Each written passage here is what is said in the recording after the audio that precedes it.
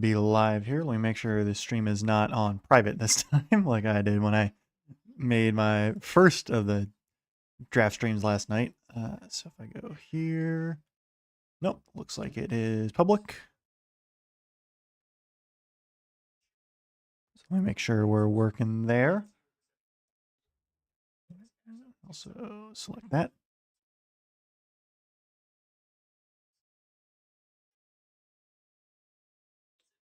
Yeah.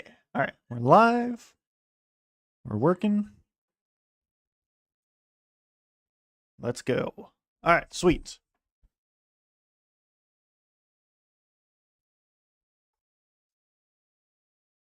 Just listen to make sure the audio is working on that side.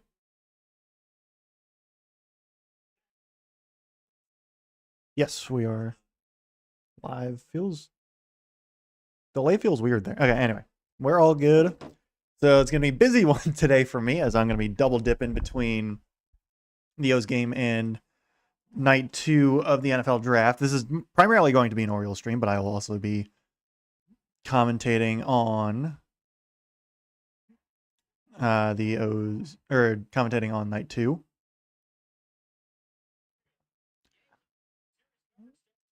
So I gotta start pulling up stuff.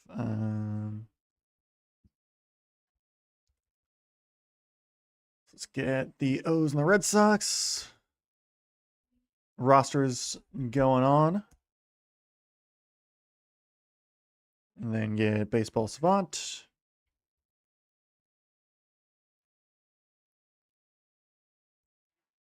And meanwhile, the 49ers are on the clock at pick 33. I think it was originally the Jets were picking there, and then it eventually got finagled around. I think like it was at one point the Bills as well after the Jets traded up, and then the Jets flipped it over to the 49ers, I think. I don't know. In the end, it's the Niners there. Have that pick there at pick 33. Meanwhile, it is Brian Bayo and Brandon Young. They are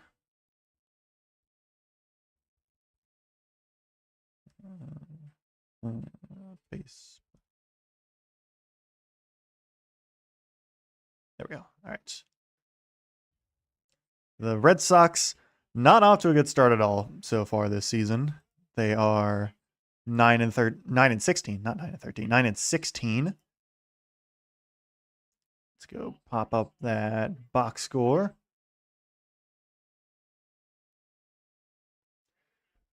So Brandon Young is rotational guy in the sense of he's like pitched more in the minors than he has the majors this year. Pitched in his first big league season last year, went 1-7 last year. That one win was a near perfect game in Houston, and it was also his last start of the season as he went down with an injury after that. That was in, I want to say, like late July. Meanwhile, his one start this year was against Chicago, and it was 5 innings scoreless en route to a win for the Orioles and a win for Brandon Young.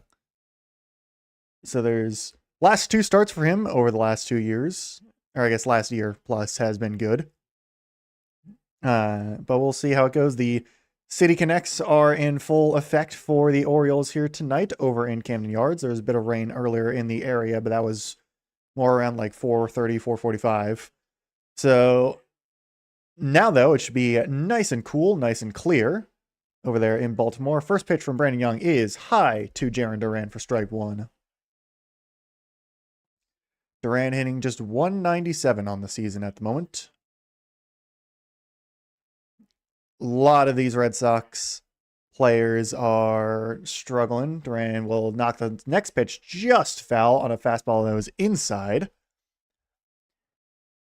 Like an inch to the left, probably. That would have been a double, maybe a triple, because he was rocketing that down the first base line.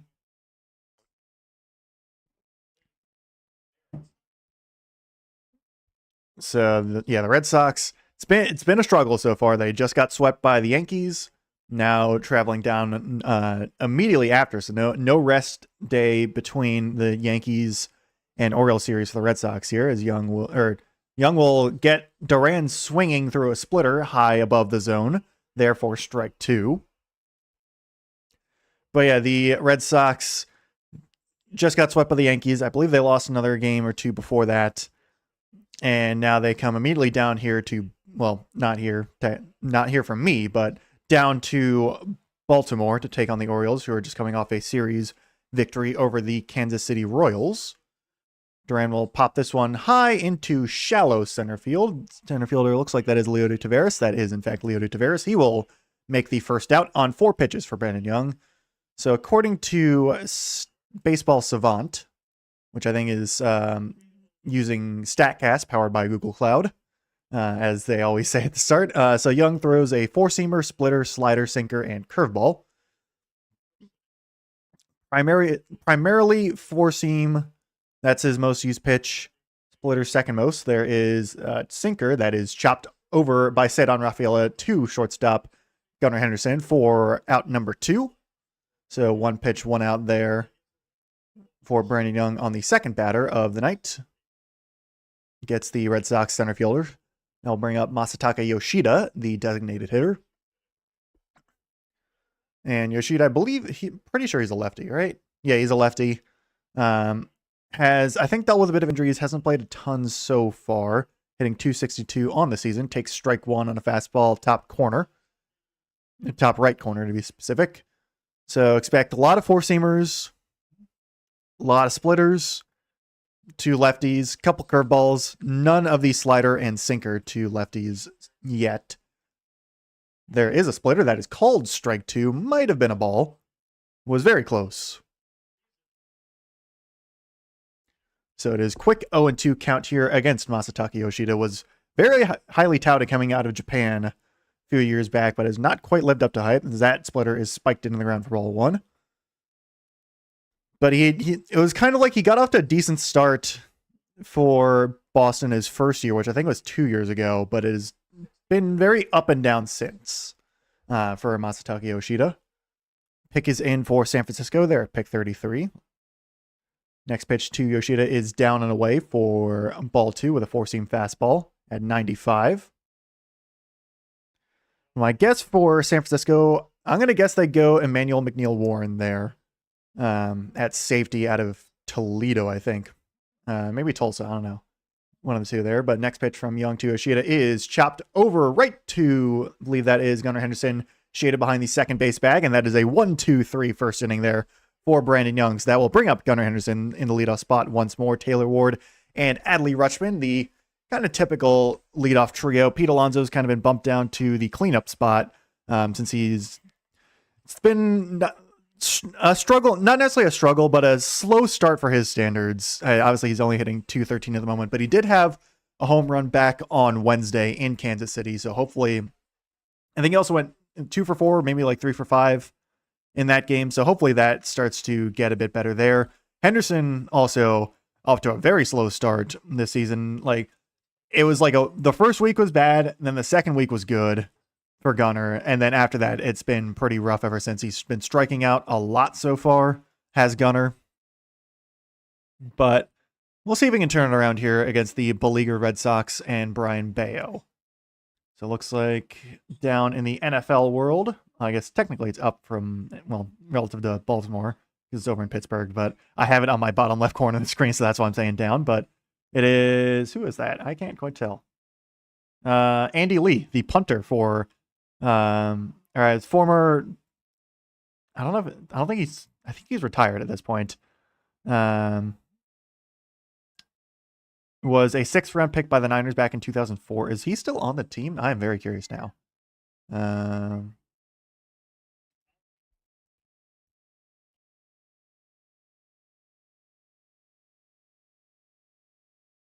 No. Oh, it's 49ers go wide receiver. They go Dejon Stribling. Interesting. Wide receiver at Ole Miss there. All right. I do like the pick for the 49ers going wide receiver there. I'm just a little surprised they go wide receiver at 33rd. But Andy Lee is, no, he's retired at this point, but he was on the 49ers for a while. Okay. So anyway, Brian Bayo, who is 1-2 on the season, 4 starts so far. So this is his 5th start now. 6.75 ERA through 18 2/3 innings. 1.93 whip.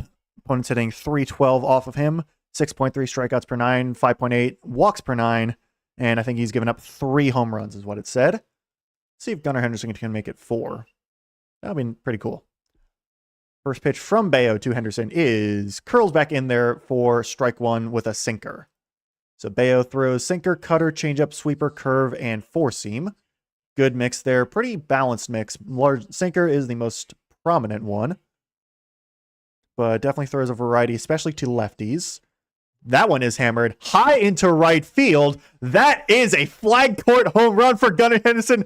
There is no number 4 given up by Brian Bayo. That looked like a hanging slider or hanging curveball. Henderson just destroys that one for his 8th home run on the season.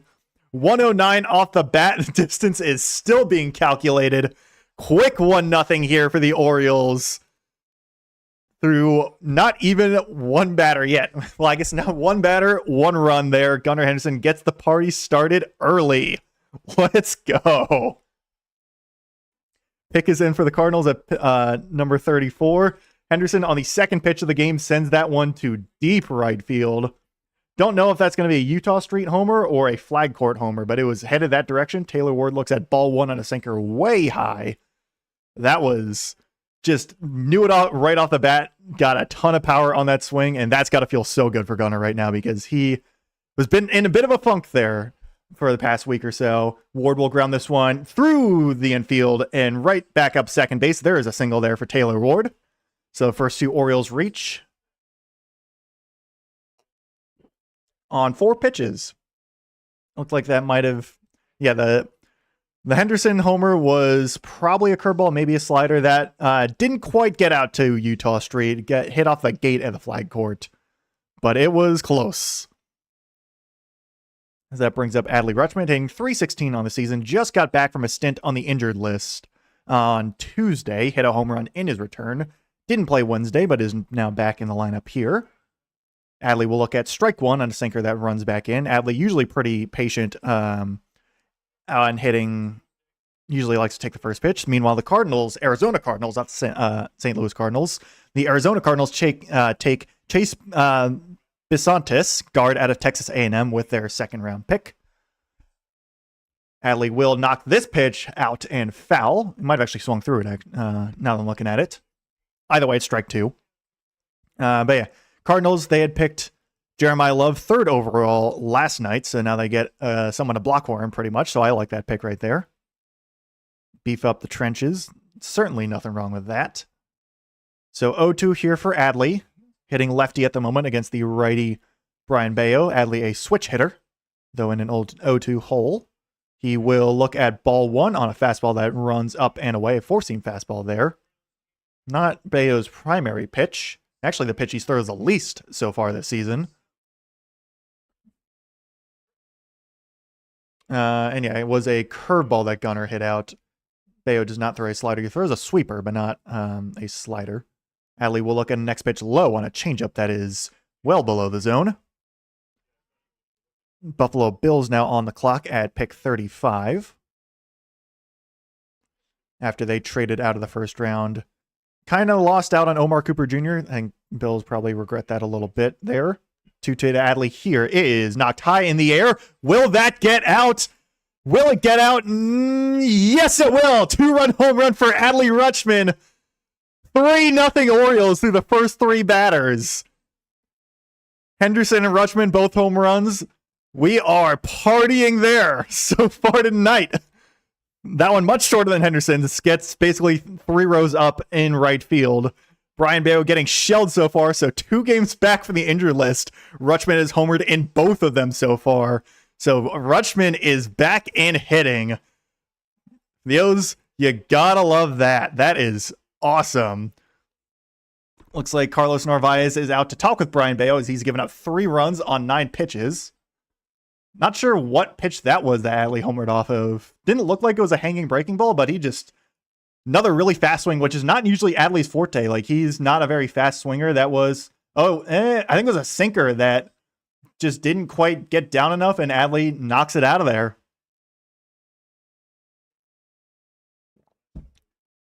So Adley Rutschman in the groove at the moment. 3 runs on 3 hits pretty much. Homer, single, 2-run homer there to start the game here for the Orioles. They are partying right now, and that brings up the polar bear, Pete Alonso. Will swing at the first pitch, fouling off a sinker down into the dirt for strike one. So the Bills pick is in, so they will be making their first pick of the night there over in Cleveland. Not Cleveland. Why did I say Cleveland? I know they're AFC North. But over in Pittsburgh. I don't even know where I got Cleveland from.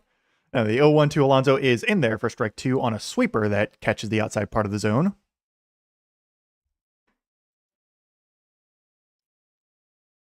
So the Bills pick, as I'm double dipping here. Hang on. Alonso will knock this one high over into shallow right field. That will be out number one. Caught there by the right fielder for Boston, Wilyer Abreu. Meanwhile, the Bills select TJ Parker, edge rusher out of Clemson, who I kind of thought he might have gone in the first round last night. Like, I thought maybe the Dallas or the Chargers might have taken him. But instead, he falls to the Bills there in the second round, which I do like that for the Bills. They definitely need wide receiver help. I'm a little surprised they didn't go Denzel Boston, but they also do need edge rush help. So, and the wide receiver class is deep, as Beavers will knock this one high out into left field. Are we going to see home run number 3? Yes, we will. Dylan Beavers with a home run. 4-0 Orioles. Holy crap. It's batting practice out there over in Camden Yards. Dylan Beavers with his second home run of the season.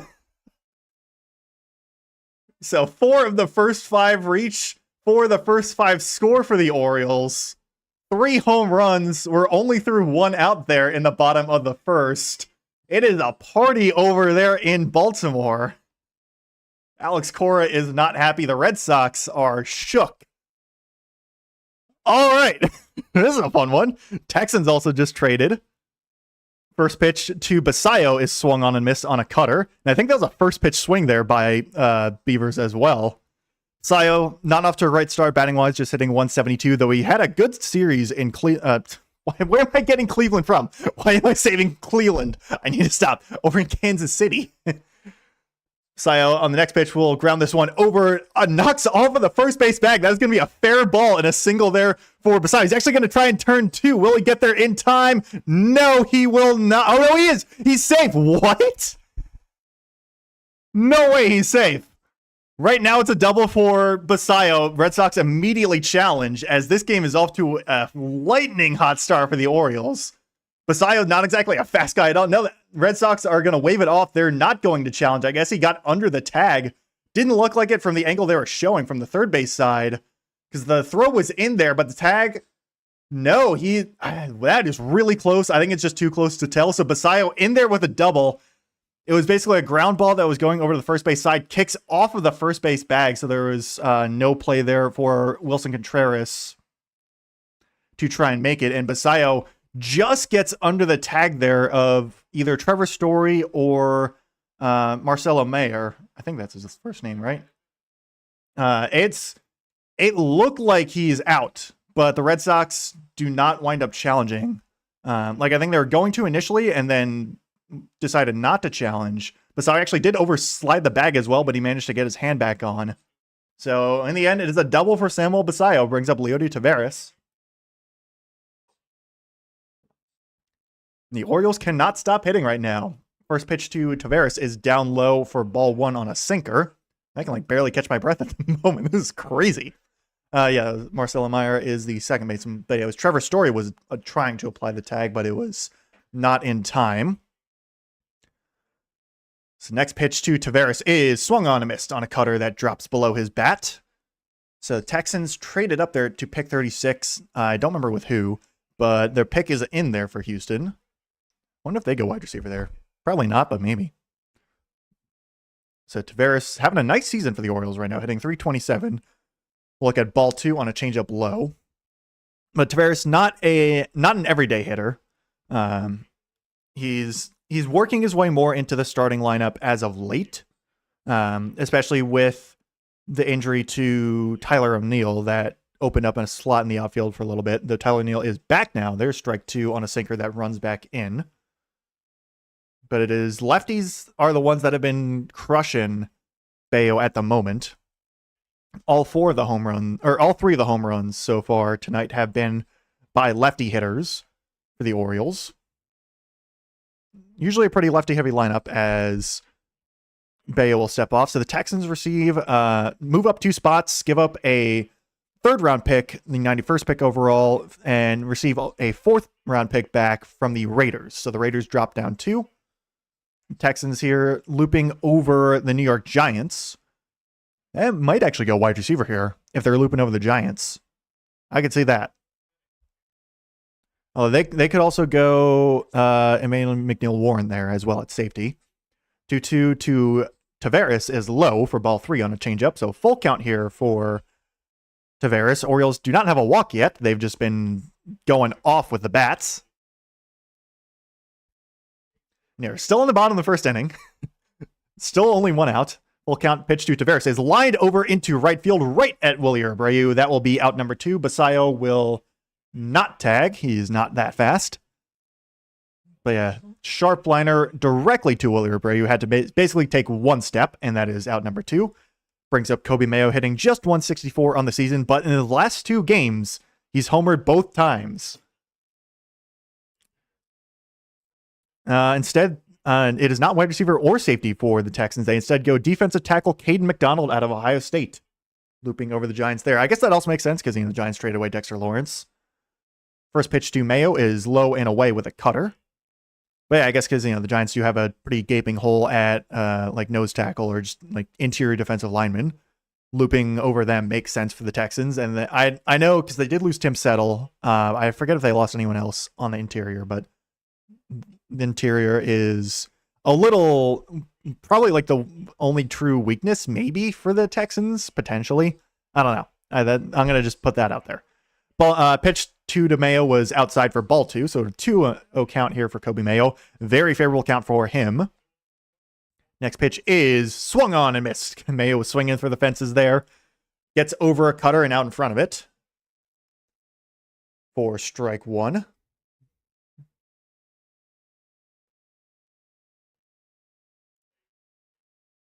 So a lightning fast start for the Orioles there. Put up 4 runs, all on homers, as there is ball 3 on a sinker below the zone for Coby Mayo. And we're still not done yet.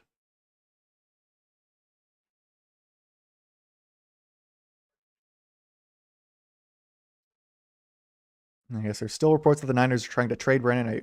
3-1 to Mayo is just at the top of the zone with a cutter for strike 2. I think Coby Mayo may have wanted to challenge it, but he's missed a lot of challenges so far, so that was a good one. Also not challenged because it was a strike. Just clipped the top of the zone. Final distance for Gunnar Henderson's homer was 410 feet.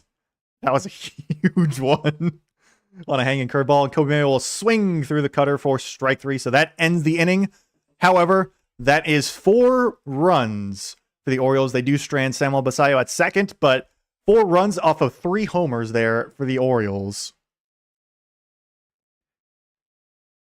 Through the 1st inning, Red Sox still looking for their first base runner as we go to the 2nd. So meanwhile, the Giants are up on the clock.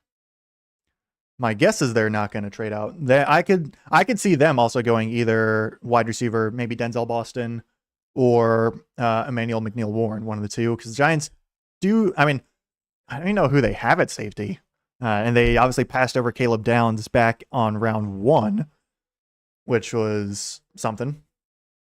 And we'll see what they do for here at pick 36.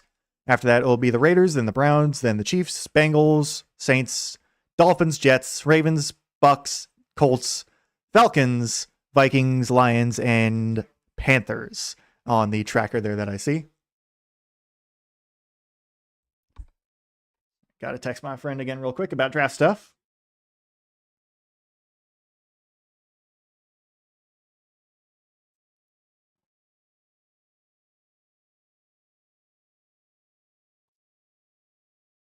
So apology, and just text my friend here.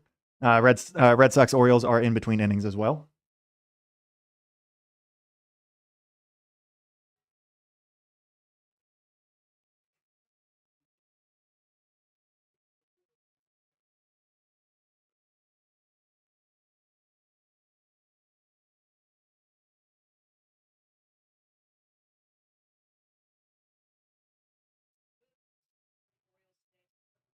All right. Texting my friend is over.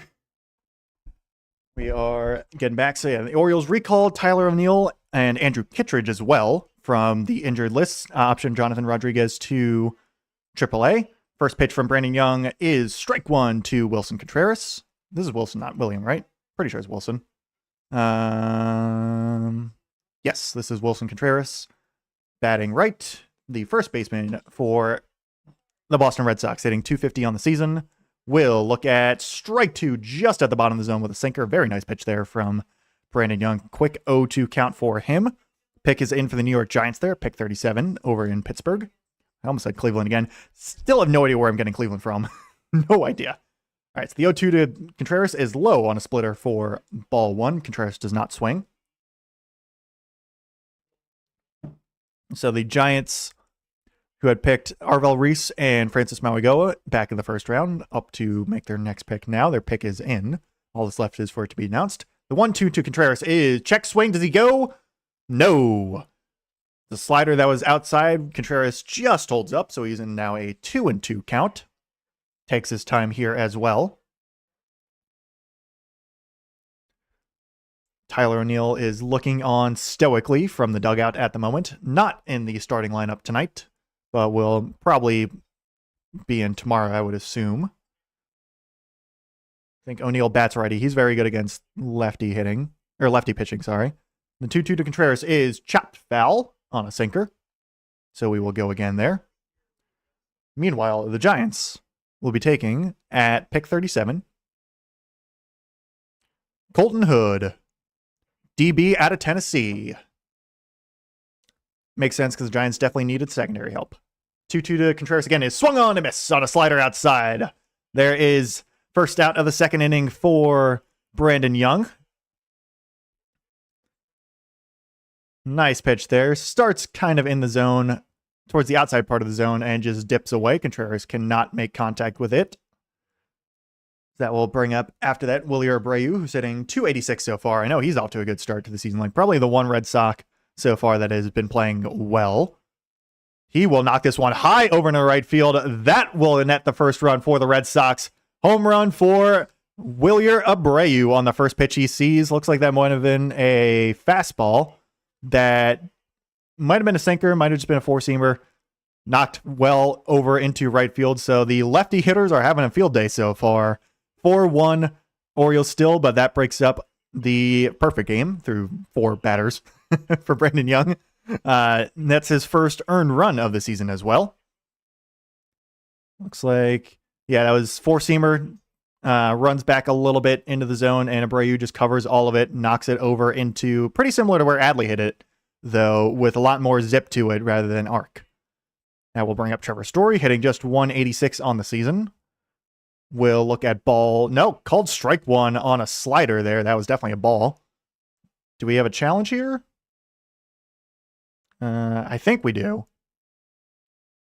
Pretty sure we have a challenge here, and if it is by Trevor Story, which I assume it is, yes, it is challenged that he's going to get it right, because that pitch was nowhere close to being a strike. I don't know what the umpire was seeing there. And so 1-0 count there to Trevor Story, the Red Sox shortstop. 2 home runs on the season, 17 RBIs, 514 OPS. And a 1-0 count here. There's now a 2-0 count as another slider is outside. Raiders pick is in, meanwhile, at pick 38. Not sure who they're going to go with. They have a lot of needs, obviously. They could maybe go Denzel Boston.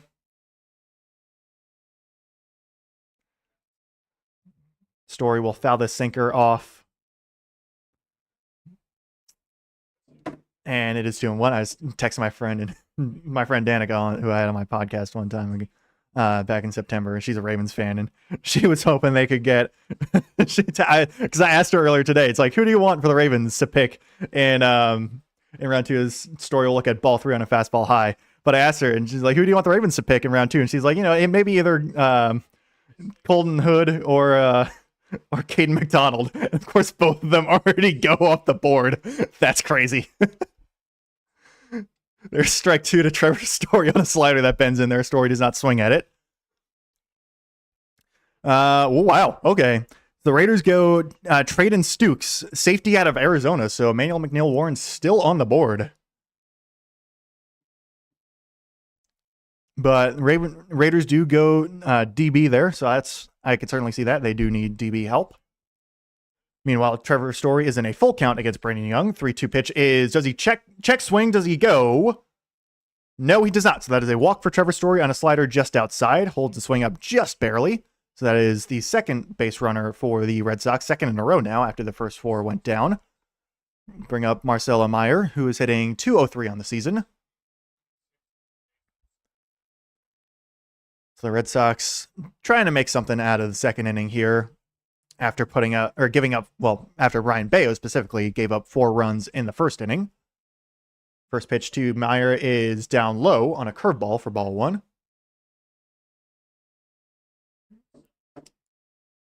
So Meyer hitting .203 on the season, batting lefty here against the righty Brandon Young.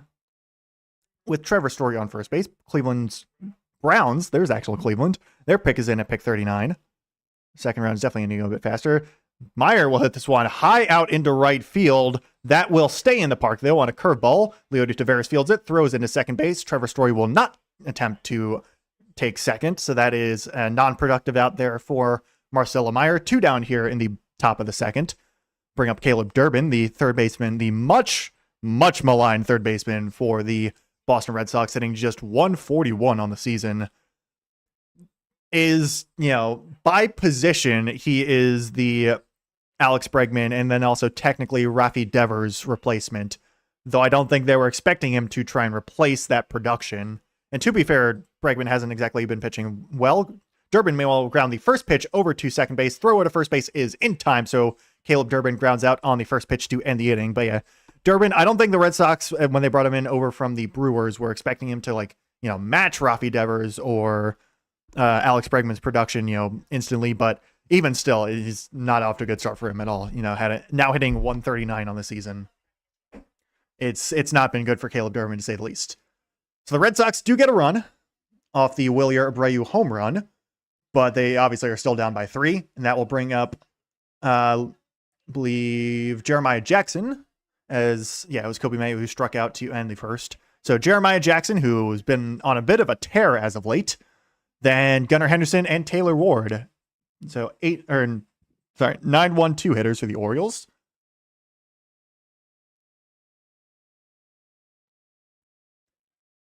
And now I will just check the interwebs to see if there's anything that I've missed. As they're running commercials there.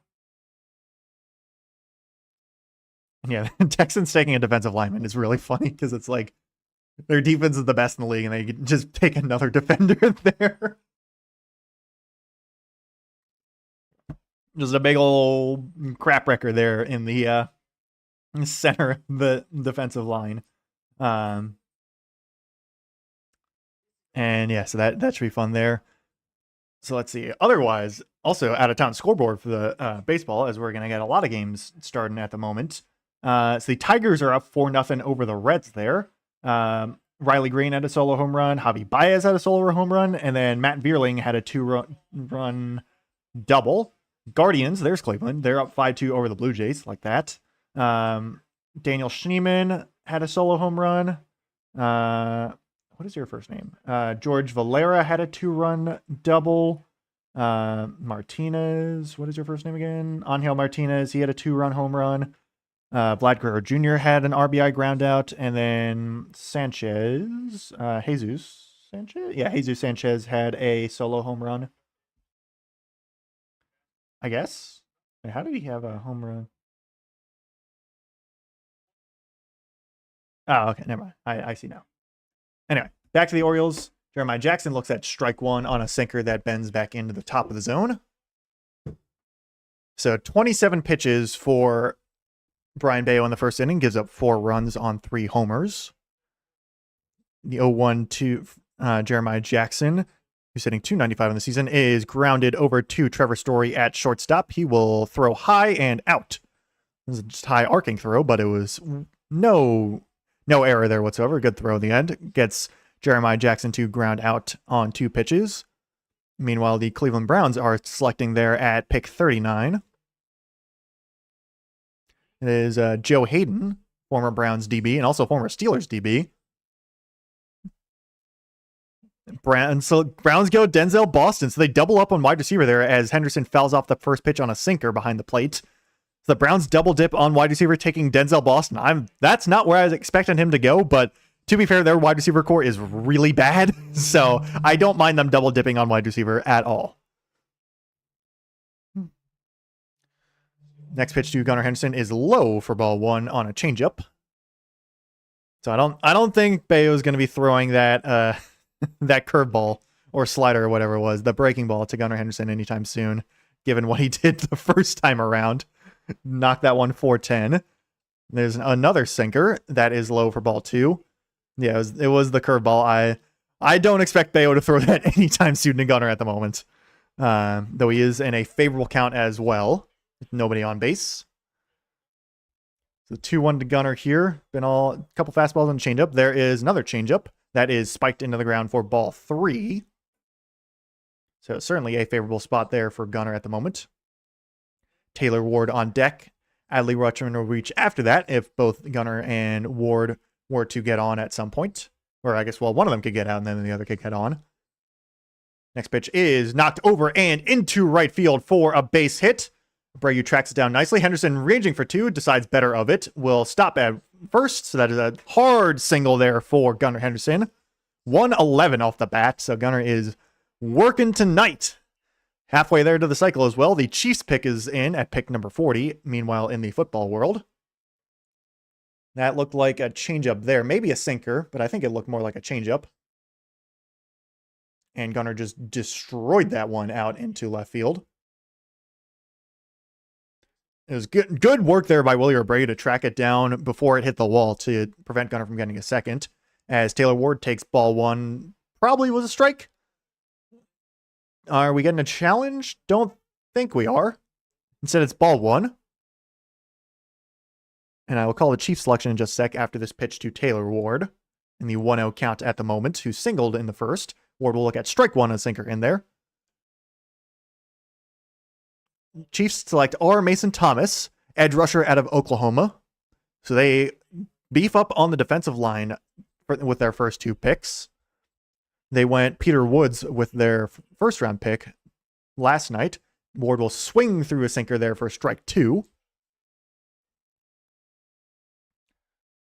So the Chiefs really beefing up that D-line, which I'm not surprised on, because outside of George Karlaftis and Chris Jones, was not the biggest thing in the world. Ward takes ball two on a changeup down and away. Got to catch up on other stuff.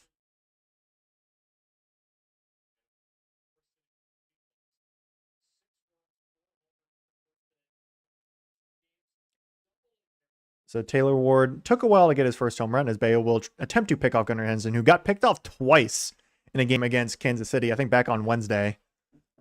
It might have been Wednesday. It was one of those games. It was not good, to say the least, but Gunnar Henderson is safe there at first base this time around. But the Ward still in a 2-2 count. 38 pitches now for Brian Bayo through an inning and a third.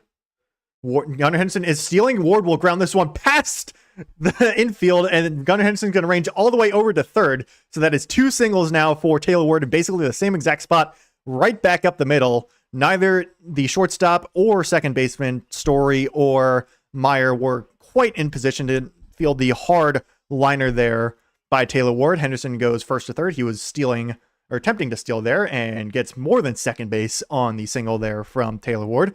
Brings up Adley Rutschman, who homered last time he was up. Bengals pick at pick 41 is in as well. So very, very busy night and very exciting night so far here on my channel for this live stream. I like it a lot. So Rutschman takes first pitch high for ball one on a cutter. Rutsch singled on, I believe, a sinker last time. Or not singled, homered on a sinker last time. I will call the Bengals pick in just a moment after this pitch to Adley Rutschman. So the 1-0 to Rutschman is knocked high and foul behind home plate. Bengals, meanwhile, take Cassius Howell, edge rusher out of Texas A&M. Love that pick for them because they definitely need edge rush help. Since, you know, they had Shamar Stewart and Miles Murphy, but that they drafted in the first round of the past couple of years, but neither of them have produced all that much. And they also lost Trey Hendrickson, so getting some more edge help is certainly helpful there. Adley will knock this next pitch foul behind home plate again on a sinker, so he's in a 1-2 count now. One out still here in the top of the or bottom of the second there. Let me get that page refreshed real quick. Pete Alonso, who popped out in the first inning, is on deck. Should this not end in a double play? Hopefully this does not end in a double play. That would be annoying. So Rutschman on the 1-2 here has fouled off 2 straight pitches. Will ground this one over to the third base side. That will bring in Gunnar Henderson. Unless, actually, this might be a double play. No, it is not. Throw to the first base is late. Gets Ward out at second. Brings home Gunnar Henderson on the RBI fielder's choice. Adley just barely beats the throw out on first. It was a slow grounder over to third base. Fielded by Caleb Durbin. Gets around the horn. Gets Ward out at second base. Was nearly a double play, but instead it is an RBI fielder's choice. I guess it's 6-4 fielder's choice, or no, 6-5 fielder's choice, because 5 is the shortstop, I believe. And yep, Adley did beat out the throw. It was just very slow developing play there. Saints pick is in there at pick 42. Alonso will look at strike one just below the zone. He's not going to challenge. O's, after they'd gotten off to a good start challenging wise in the season, they definitely faltered a little bit. So they've challenged a lot less early on in the game. And I think that's also a lot of teams overall have challenged a bit less early on, and I think it's now playing specific like pitch counts and like scenarios and stuff. That pitch is definitely low for ball one. Meanwhile, the Saints select Kristen Miller, defensive tackle out of Georgia, to beef up their defensive line. And I don't mind that because I feel like the Saints' interior defensive line wasn't all that noteworthy. Alonso will knock this pitch high and foul on a sinker, so he's in a 1-2 count. The Saints, who selected Jordan Tyson with their first pick back at pick 8 in the first round, go D-line there. So the Dolphins are up after that there. Meanwhile, Alonso in a 1-2 count on the 47th pitch from Brian Bayo. Now in a 5-1 game, that one is yanked with a cutter out and away for ball 2.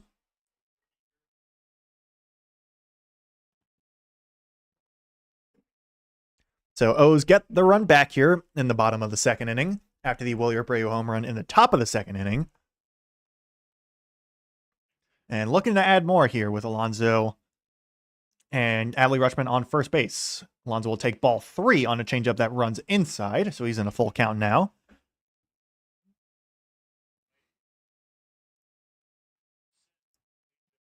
And Dylan Beavers is on deck. He homered as well in the first inning. So that would be really nice if he could get up to bat. The 3-2 to Alonso is chopped over to Trevor Story at shortstop. He will throw out Pete Alonso at first. That was a swung at ball 4, actually made contact, which was at least impressive enough. But instead, it is still out number 3. So we move on to the third inning. But Orioles, 5 runs, 7 hits so far tonight. Doing really good so far there. Yeah, Adley with a solid 8 points in fantasy. Love that. Cowboys are trading for... Oh, wow. Cowboys are trading for linebacker D. Winters, who is on... I forget who he's on, actually. I don't remember what team he's on. But Rap Sheet reported that 18 seconds ago. Well, probably more like 30 seconds ago at this point. But Ian Rappaport, I want to say Rap Sheet, but Ian Rappaport reported that. Interesting. All right. So let's see. Let me go back to the Orioles real quick. Actually, no, let me go out of town scoreboard because I can continue with that. So let's see. Tigers still up 4-0. Guardians still 5-2 there. Mets up 1-0 over the Rockies. They've started a 2-game winning streak at the moment. Marcus Semien got an RBI ground out. Rays up 1-0 over the Twins. Junior Caminero got a solo home run. Phillies up 2-0 over the Braves. Phillies on a big losing streak at the moment. They're one of the worst teams in baseball. Trey Turner, however, had a 2-run home run. Angels and Royals, 0-0. Pirates Brewers, 0-0. Nats White Sox, 0-0 as well. All these games pretty much are in the first 3 innings overall. We're also going to have the A's and the Rangers, Yankees, Astros, Mariners, Cardinals, Cubs, Dodgers, and then Marlins and Giants later on at points today. Really hoping the Astros can knock the Yankees down a peg or 2, because the Yankees are really annoying and I need them to stop winning. It's really frustrating.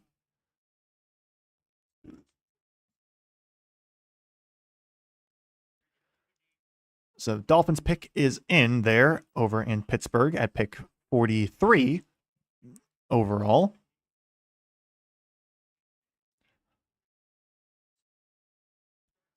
Yeah, if Adley's hitting, then this team's going to do well.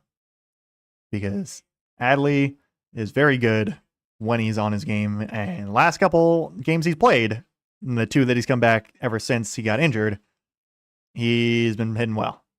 Meanwhile, Brandon Young, who's given up a solo home run and a walk so far, will throw strike one to Carlos Narvaez on a slider that bends down in. Looks more like a curveball than a slider because it just kind of drops straight down, but I guess it's grip and whatnot.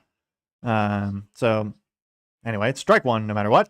Narvaez will foul this fastball out and away for strike two. So quick 0-2 count there for Brandon Young. 49ers, that's who it was D. Winters. So Cowboys really beefing up their linebacker core as Narvaez swings at a slider way out in the dirt for strike three. So 3 pitches, 3 strikes, 1 out there for Brandon Young here in the 3rd inning. Brandon Young did throw an immaculate inning last year. I actually made a short about it on my YouTube channel on Brandon Young. And he did throw an immaculate inning last year. Don't know if we're going to see it this time around, but he's a third of the way there. Funnily enough. Although I don't know if they count foul balls as immaculate innings, or like 2 in immaculate inning. There's a pop-up by Jarren Duran over into shallow left field, out into foul territory. Now Gunnar Henderson raging over, just barely can't make it. Was really good effort. Ball was kind of slicing away from everyone.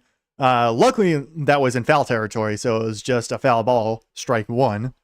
But it was really close to being in a spectacular play by Gunnar Henderson. Probably, I mean, Kobe Mayo might have had a better shot on it, but Gunnar Henderson had a bit more of an aggressive angle. And definitely had a shot at it. It was kind of in his glove. He just didn't have a good angle at it. Actually hit him kind of on the shoulder as well. But yeah, in the end, just a nice little effort there by Gunnar Henderson. But all of that just means it's strike 1 against Jarren Duran, who's 0-for-1 on the night. Dolphins selection is being announced at the moment. I will go over that after this next pitch to Jarren Duran, which is high for ball 1. So now for sure, no immaculate inning. Meanwhile, the Dolphins select Jacob Rodriguez, Texas Tech linebacker. I know I have a friend who is a Giants fan, and he was hoping they were going to go Jacob Rodriguez, but that was not the case there. Next pitch to Duran is grounded foul over to the first base side, so it is 1-2. Yeah, Dolphins definitely needed linebacker help. I know their linebacker core was rough. Well, really, their entire defense is rough, and it's not surprising that they went with a DB over in the first round with Chris Johnson out of Tennessee, or I think he was Tennessee. Might have been Texas, 1 of 2. I don't know. But I think it was Tennessee. Meanwhile, the 1-2 for Jarren Duran. Young threw 32 pitches so far on the night. Doing pretty good outside of that 1 home run. Will get Jarren Duran to check swing. Does he go around? No, he does not on the slider below the zone. So that is ball 2. So the Detroit Lions are on the clock now. Do they trade up 1 spot? I feel like they traded up 1 spot with the Ravens, but I might be wrong. But anyway, 2-2 to Brandon Young, or from Brandon Young to Jarren Duran. Duran will ground this one over through the first base side, like in between first and second base. So that is a single there for Jarren Duran. The second base runner there for the Red Sox. I guess technically third, you just have the home run, but second hit for the Red Sox. Third overall player to reach. Yeah, the Lions did trade up. Okay. Sending pick 50 and 128 to the Jets. Okay, so yeah, they loop over the Ravens.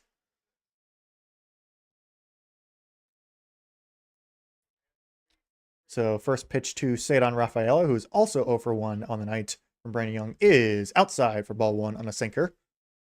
Meanwhile, the Cowboys sent over pick number 152 to the 49ers for D. Winters. That's 5th round, I think. I want to say that's a 5th rounder.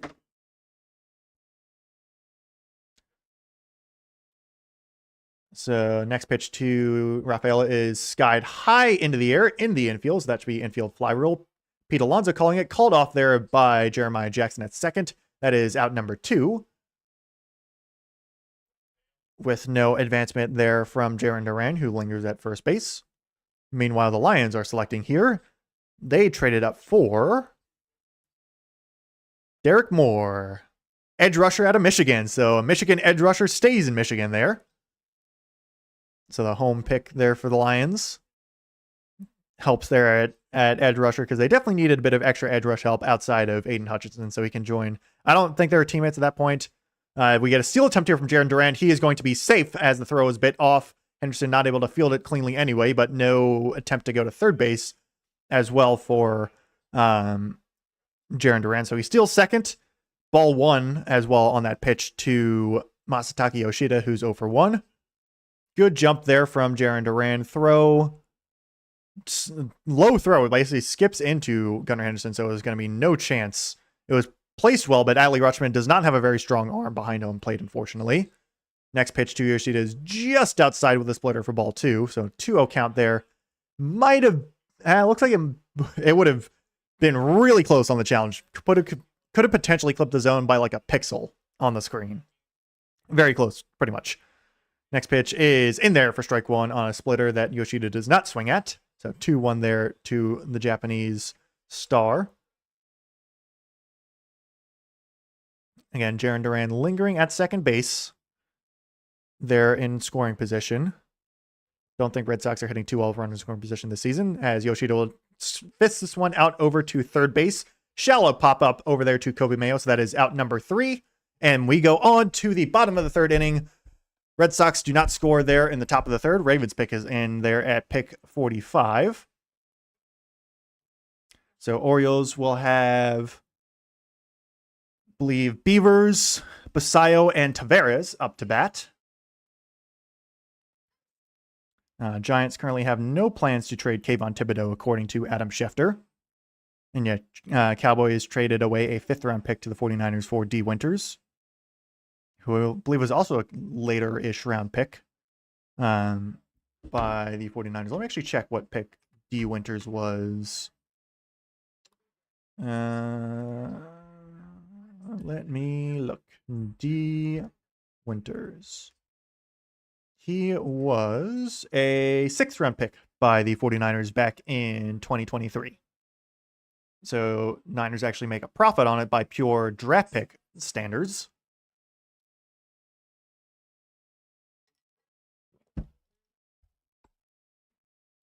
And the Cowboys get some more depth there at the linebacker position, which they were very thin at this past season.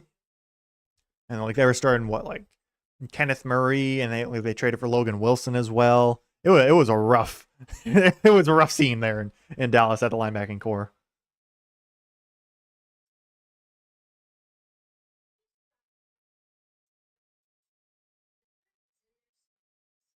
Who are we talking about here? Who is this person talking? Oh, it might be a Red Sox. Yeah. Red Sox fan. Yeah, so I'm not sure. Oh, it's probably Roman Anthony, I think he's talking, because Roman Anthony is dealing with back tightness, I think. He's not in the lineup. Yeah, okay. I pick up what they're putting down now. It's all right. We're here in the start of the bottom of the third inning. Dylan Beavers back up to bat. He homered back in the first inning. Brian Bayo gave up 1 run in the second inning. Beavers will knock the first pitch high into the air over into shallow left field. Will that get down? No, it will stay up enough for Jarren Duran to make the out on the first pitch. So no homer there for Dylan Beavers. Looped that pitch up high and short. 50 pitches even now for Bayo through 3 1/3, or I guess now 2 1/3. We're still in the bottom of the third inning. Brings up Samuel Basayo, who had a ranging double, probably a lucky double, I should say, on both fronts, because it hit off the bag on the grounder there. Might have been fielded there at first base by Abreu, or not Abreu, by Contreras, had it not hit the bag. And then he also probably should have been called out at second when he tried to range it into a double. Wound up getting stranded anyway. Took ball 1 as well on a sinker. Will knock this one high over into right field. This might be home run number 4 on the night for the Orioles. Yes, it is. Samuel Basayo makes it run number 6. Just lines that one, all power there. And that is his 4th home run of the season. Orioles' 6th run of the night. The Orioles' 4th home run. 395, 111 off the bat. Just a laser out into left. Actually, no, into right field. My apologies. A little bit more to the right. That would have hit off the scoreboard, but put it in the right spot. Basayo's hot. Orioles dugout is having a good time. Everyone there in Camden's having a good time. Orioles are putting on a show here early against the Red Sox on a Friday night. Brings up Leody Taveras, 0 for 1 on the night so far. Squared a bunt, takes ball 1. And it is the home run derby there. Honestly, for both teams, because the Red Sox, their 1 run came off a Willie Abreu homer. So yeah, home run derby. That is 5 home runs so far on the night for both teams. Ball 2 there to Taveras on a sinker that's also well inside. Ravens pick is going to be announced here in just a few moments. Steelers fans obviously are booing the crap out of the Ravens at the moment. And the Ravens are playing up to it. I'm not sure who they have out there. As Taveras swings through a cutter there for strike 1. Who is that? Mark Ingram. Oh, nice. Ingram is playing to the crowd at the moment. And they got Maryland girls flag football there as well. Steelers fans are booing them so much. Gotta love AFC North rivalries there. The 2-1 to Taveras is inside for ball 3. So Bayo's missed 3 straight times with the sinker inside to Leody Taveras, who is, for some reason I thought he was a righty batter, but he's batting lefty. Maybe he's a switch hitter, and I don't know. Taveras takes his time here as well. Squared to bunt on the first pitch, which is a little interesting, but he has not squared to bunt ever since. And there's strike 2 on a sinker that gets in there. So full count now for Leody Taveras. They were showing Bayo's former ERA, and I guess he had only given up 1 home run in his previous starts against the Orioles. Has now given up 4 tonight, and counting, by the way. We're still only through 3 1/3. 58th pitch to Taveras is knocked foul on a changeup below the zone. Taveras makes good safety swing there to get contact. Yeah, Basayo with a really nice swing. Meanwhile, the Ravens select Zion Young, edge rusher out of Missouri. So they beef up the defensive line there. Nice. Meanwhile, Taveras will take a walk on a sinker. 4 sinkers he takes inside, and that will get him on first. But yeah, Ravens, who obviously they signed Trey Hendrickson. They were gonna trade for Max Crosby, and then that happened. Instead, sign Trey Hendrickson, now draft another edge rusher. I like that for them a lot.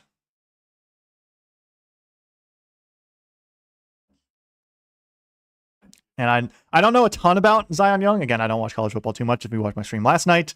But I've heard enough about Zion Young to know that he was could have potentially gone first round, depending on who you ask. But Ravens getting him there at 45 to beef up that D-line is pretty nice. So we had a mound visit there by, I think might have been Alex Cora, actually. Either the Red Sox pitching coach. So he missed nothing there. It was Alex Cora, actually. Bayo staying in the game on 59 pitches. But he definitely got probably a stern talking to there from Cora. And maybe just pick your head up, whatever he wants to say there to try and get Bayo back on track after giving up 6 runs and counting here through 2 1/3. Kobe Mayo up to bat, 0 for 1 on the night. But again, is homered in 2 straight games at the moment. Looking to join the Orioles here in the home run derby tonight. We'll look at first pitch is strike, steal attempt by Leody Taveras. Really good jump. And he overslides the bag. Oh, come on. Man, that was such a good jump. He was so far in there. And instead, Leody Taveras overslides the bag and is out at second base. So that is 2 down. Now nobody on base. That was...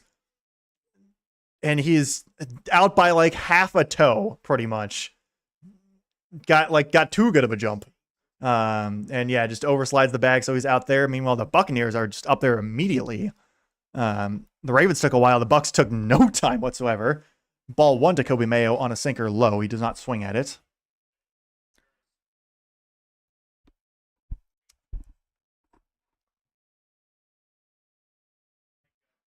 Bucs go Josiah Trotter, linebacker out of Missouri. Mayo will foul this one back behind home plate on a sinker. But Josiah Trotter's son of, I think, Jeremiah Trotter, who was former Eagles linebacker. So the guy who was announcing, I'm not sure who it was for the Bucks who was announcing it, was saying that he's gonna make the Eagles fans mad. So I like that. As a certified Eagles hater. So meanwhile, Kobe Mayo is on the 1-2 count at the moment.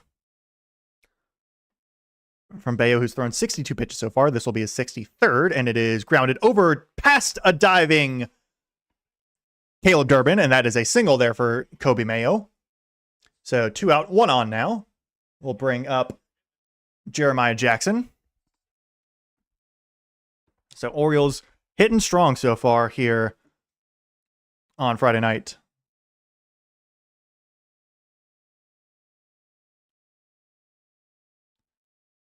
So I think the Steelers have also just traded up to pick 47. So Jeremiah Jackson will swing at the first pitch and ground it foul.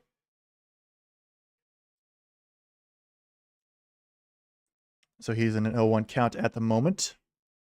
Oh, let me do this because this is not refreshed for you guys at all. My apologies.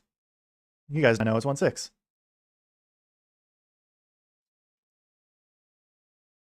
So 0-1-2 Jeremiah Jackson, 0 for 1 on the day. We'll foul this one away as well on the cutter there. So he's in a quick 0-2 hole.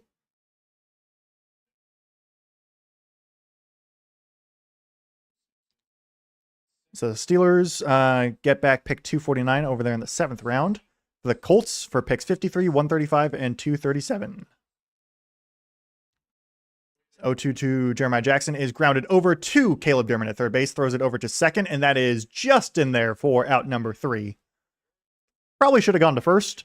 Caleb Durbin, maybe it might have been safer play, but in the end gets the out no matter what. So the Leo de Taveras overslide does cost them a little bit there, but the Orioles do put up another run there in the bottom of the 3rd inning on the Samuel Basayo home run. Orioles cruising right now through 3 innings, up 6-1 here against the Boston Red Sox.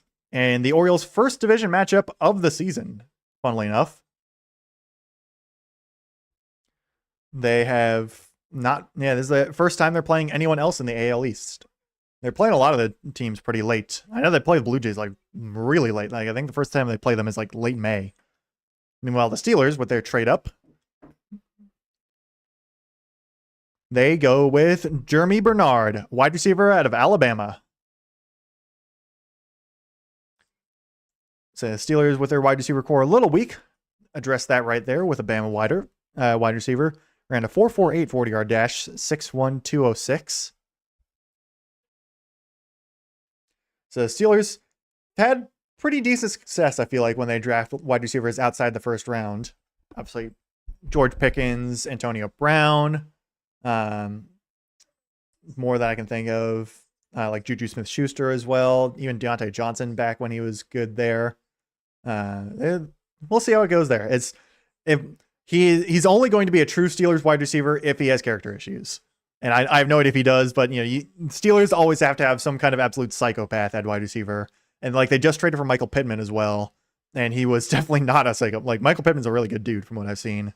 So anyway, I have no idea if Jeremy Bernard is anything like that. Honestly, I prefer if he wasn't. I would rather people not be absolute psychopaths, but or just head cases in general. But we'll see what happens there.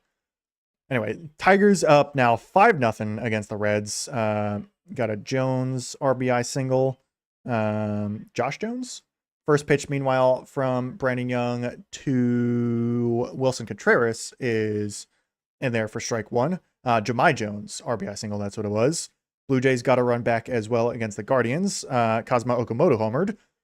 And that is ball 1 to Contreras on a slider, but the Guardians just got 2 back on an Angel Martinez 2-run home run. So he actually has 2 2-run home runs on that game right now. Mets still up 1-0 against the Rockies. Rays up 3-0 against the Twins now. There's strike 2 to Contreras on a splitter that he does not swing at. Chandler Simpson got an RBI ground out, and then Jonathan Aranda had a solo home run for the Rays. Braves tied it up at 2 apiece with the Phillies on a Ronald Acuna Jr. 2-run home run. Angels Royals still scoreless. Pirates Brewers still scoreless. Nats up 1-0 against the White Sox as Contreras strikes out on a fastball high over the zone, actually. So that is out number 1 there for Brandon Young here to start the 4th inning. Falcons pick is in meanwhile, and Garcia Jr. for the Nationals. What is your first name? Luis Garcia Jr. Sack fly to score the run there for the Nats to make give it 1-0 there. So that's catching up on the scoreboard on that side. First pitch to Wilyer Abreu is a splitter for strike 1. Abreu does not swing at it. So the Falcons at pick 48, their first pick of the night after trading for James Pierce Jr., or trading up to get James Pierce Jr. last year with the Rams. Abreu swings through a fastball for strike 2. So the Steelers, after missing out on Mekhi Lemon last night, get a wide receiver this time around. They trade up to get him this time after getting looped over last night. Meanwhile, Abreu in an 0-2 hole has the lone run for the Red Sox at the moment. Will knock this one high and out of play, most likely. Yep, that is a foul ball. It was a question of was it going to stay in the park and potentially be caught in foul territory, but it was not. Over above third base.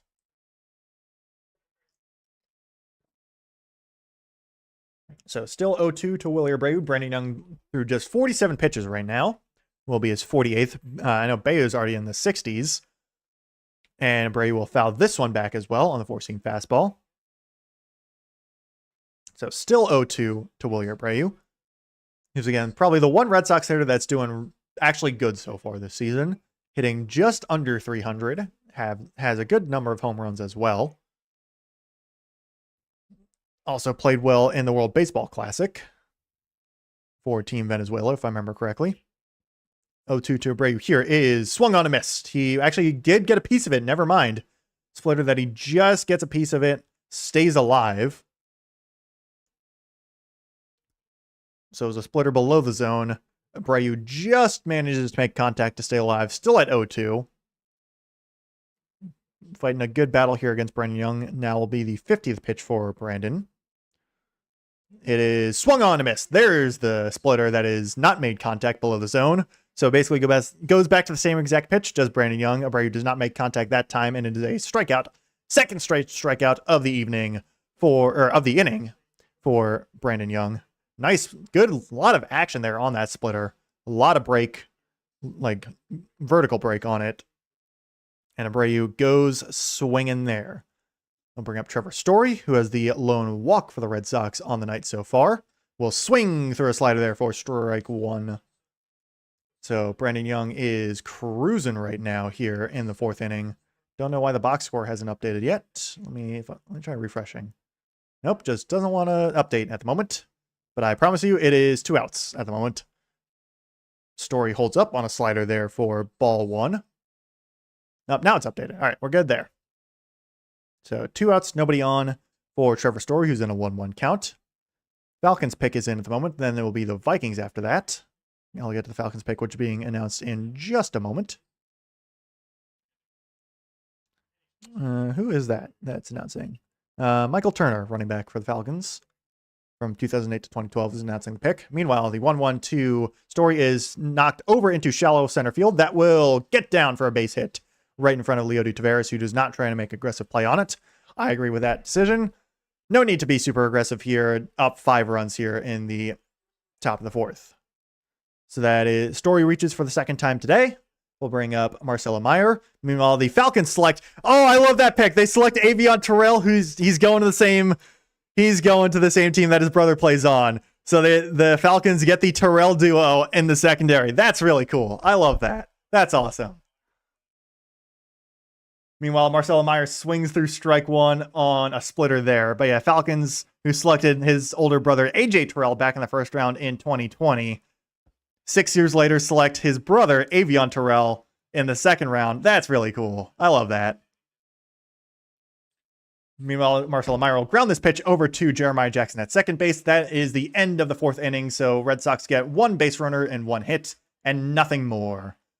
So Red Sox 3 hits, 1 run. Orioles 9 hits, 6 runs as we go to the bottom of the 4th inning. That makes my heart. I love that. That's so heartwarming there for the Falcons. That's really cool. That honestly, That made my night right there. I'm not even a Falcons fan. I just think that's really cool. And the Falcons definitely did kind of need someone to pair up with AJ Terrell like in the secondary. And Avion Terrell was rated pretty highly as well. So that's a really good pick right there. That's really cool. I'm just in a good mood now. It also certainly helps that the Orioles are hitting really nicely. Panthers have also traded up to pick 49 at the moment. So they loop over the New York Jets. So the Vikings trade back 2 slots there.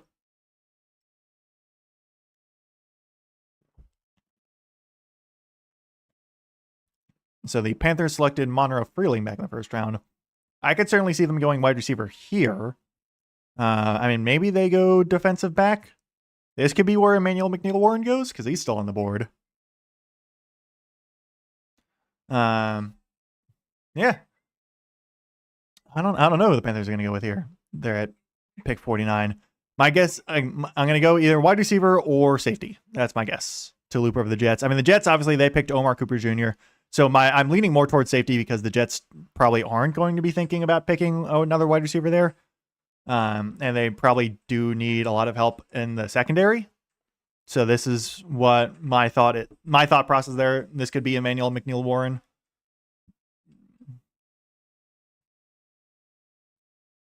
So the Panthers give up picks. So Carolina has traded up to 49 while also receiving pick 159 for picks 51. And I think Adam Schefter wrote his tweet backwards. That shouldn't be right. So Gunnar Henderson up to bat here to start the bottom of the 4th inning. Takes ball 1 on a sweeper down and in. So Henderson reached base twice so far, home run and a single. Both really hard hits off of Brian Bayo. We'll look at ball 2 on a changeup below the zone. 68 pitches now for Bayo, 6 runs given up in 3 innings. So 2 very favorable count here for Gunnar. Is just below the zone. Called strike 2, actually. Not fielded there by Carlos Narvaez, but just clips the bottom zone for strike 2. Jake Delhomme calling the pick for the Carolina Panthers. They go Lee Hunter, defensive tackle out of Texas Tech. So they don't go secondary or wide receiver. I guess they also did kind of need defensive line help there. So they're going trenches on for both of their first 2 picks to the Panthers. Henderson will knock this one out of play and foul. Grounder over past the first base side. So 2-2 now for Gunnar Henderson on the 70th pitch from Bayo. So it'll be Henderson, Ward, and Rutschman, who are all 3 of them off to really nice starts so far. Henderson will ground this one foul as well. Ward also 2 for 2. Rutschman 1 for 2, though his non-hit was an RBI fielder's choice. After that would be Alonso if one of those 3, basically if we don't see 3 straight outs pretty much. The 2-2 again to Gunnar Henderson is outside for ball 3 on a changeup.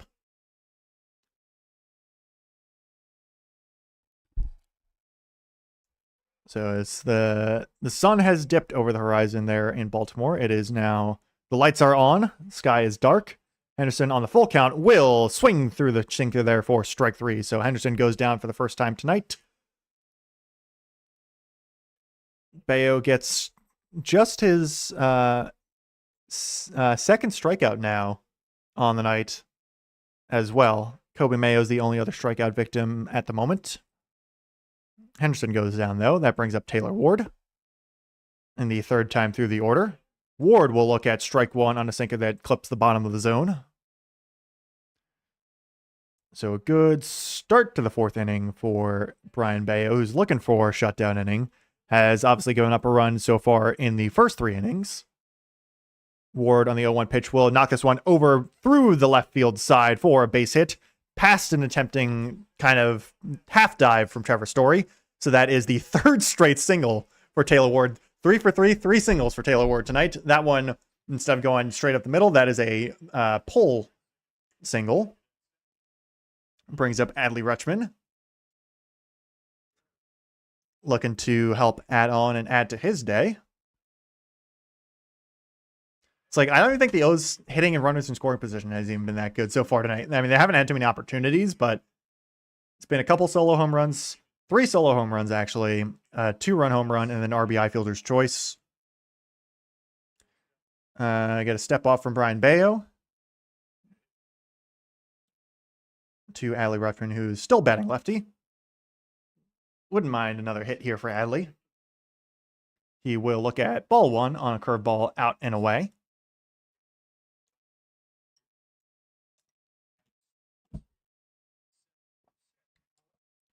It's a very, very successful night so far for the Orioles. Brandon Young pitching well. Obviously, the Red Sox, not a great team so far in 2026, but O's had been an offensive funk for a good bit, but they started to break out of it against Kansas City, and they're certainly doing it tonight against Boston as Adley takes ball 2 high on a curveball. Oh, why my Xfinity? Why did I lose the draft? What happened there? All right. 2-0 to Adley is swung on and missed on a cutter in the zone. He's got a couple swings and misses, has Brian Bayo on that cutter. I think it's like kind of similar movement, a little bit less break than the sinker, and definitely a little bit, or I think a little bit slower. Actually, let me check. Adley will knock this one high out into right field. Did he do it again? Yes, he did. No way. Adley Rutschman homers for the second time tonight. That ball was at his feet, basically. Just scoops that one out of there. 8-1 Orioles. Rutschman homers twice tonight. His 3rd home run of the season. It is a party there in Baltimore. Oh, my goodness. Wow. I was not expecting that one to get out, because that was just at his feet. He's hitting a golf swing on that one, pretty much. That was crazy. So that is home run number 5 of the night for the Orioles. Now it's Pete Alonso, who's 0 for 2 on the night, looking to join the party. We'll look at ball 1 on a sinker just below the zone. It's the righties haven't been doing all that well so far tonight. The lefties, though, have been just destroying Bayo. Meanwhile, the Jets are about to pick over in the NFL draft. But Alonso on the 1-0 will swing through a cutter there for strike 1. Curtis Martin's making the draft selection there for the Jets. Also played at Pittsburgh, so I think that's part of the reason why. A flag court home run for Adley Rutschman. Alonso will look at ball 2 on a sinker below the zone.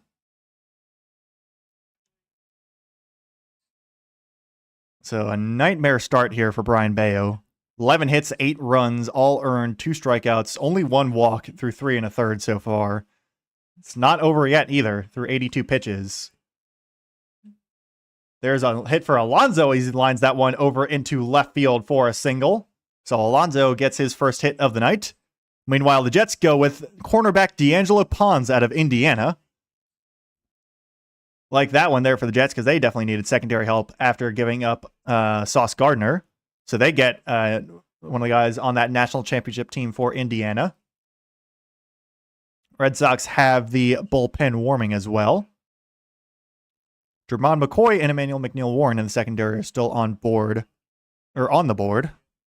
Obviously, Jermon McCoy has the injury concerns. Dylan Beavers, who's homered in this game, looks at strike 1 on a cutter that is basically in the middle of the zone.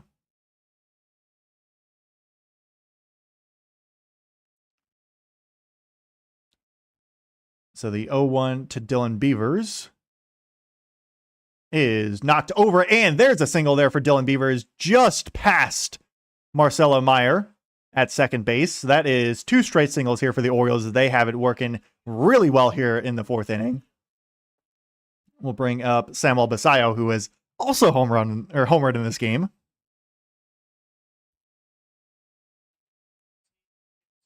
It's a nice sharp liner there. No chance for Meyer. Was basically right in the middle between first and second base. No chance there, as that will be it for Brian Bayo. Leaves 2 on, gives up 8, potentially more. Brian Bayo has probably the worst start of his career, not gonna lie. That was really bad for him as the Orioles just teed off tonight. So that will bring up Moran. What is your first name, Moran? It is, one sec, Giovanni Moran, who was acquired from the Minnesota Twins back in 2024 with a trade. I think it has been largely a minor leaguer.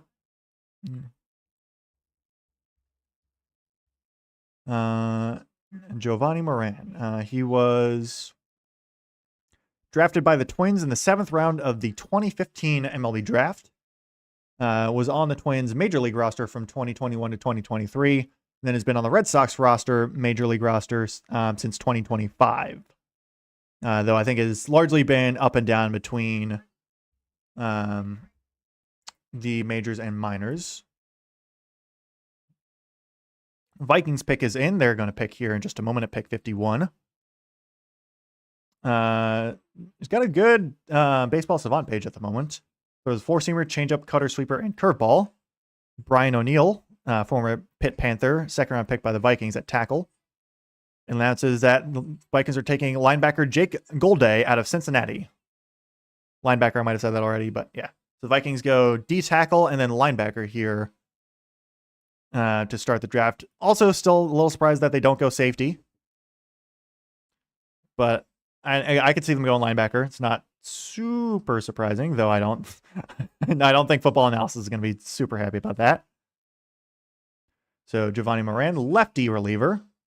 7 games this season, 2.03 ERA, 13.1 innings pitched, 1.05 whip, opponent sending just 130, 10.1 strikeouts per 9, 5.4 walks per 9, and has only given up 1 home run on the season. Though with how tonight's going, that could certainly change. As Samuel Basayo's up to bat. So we get lefty on lefty here. Cutter's King, meanwhile, is crashing out. First pitch to Basayo is knocked high in the air. That will be an out. Pop up over to Caleb Durbin at third.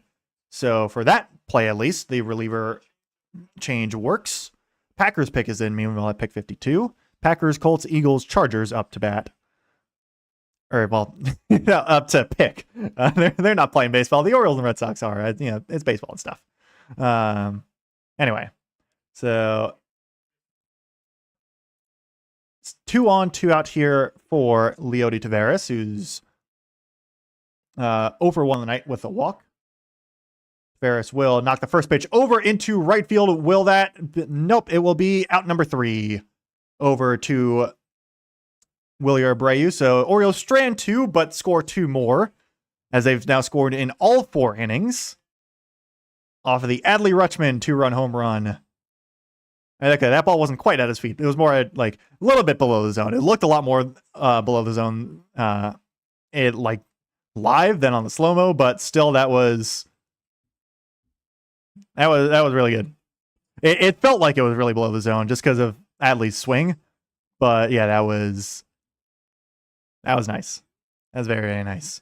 We like that. So we now go to the top of the 5th inning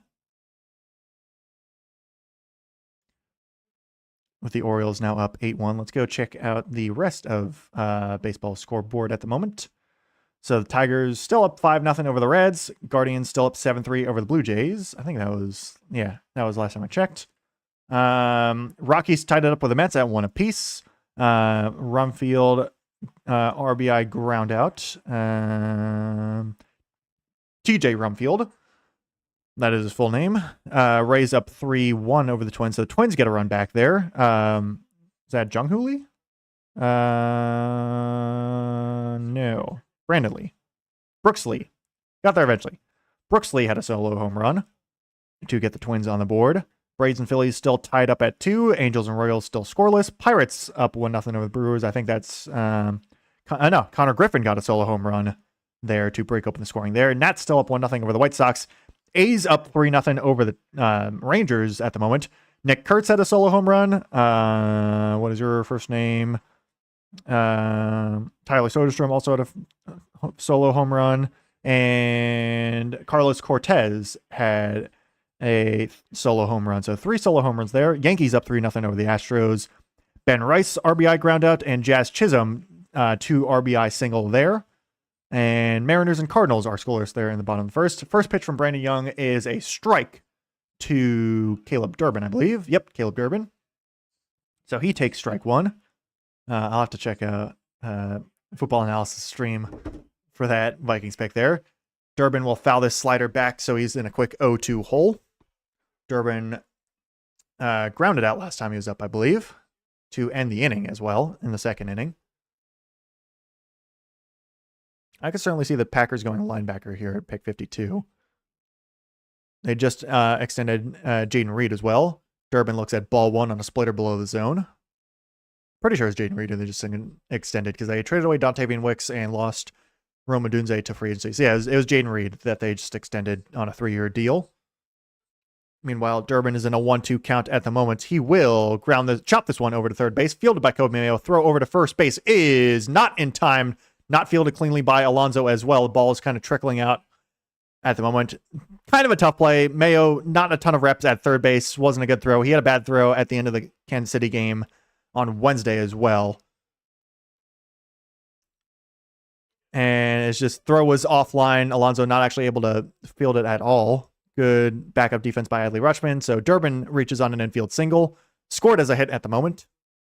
I think they'll probably keep it as a hit because it was just tough throw. Brings up Carlos Narvaez, the catcher. Struck out there in the third inning. First pitch to Narvaez is swung on and missed on a slider outside of the zone. Meanwhile, the Packers select Brandon Cisse, cornerback out of South Carolina. So a lot of defensive backs going here in the second round of the NFL draft. I guess that makes sense. The Packers, I feel like they don't have too many, especially with Jair Alexander losing or leaving last year.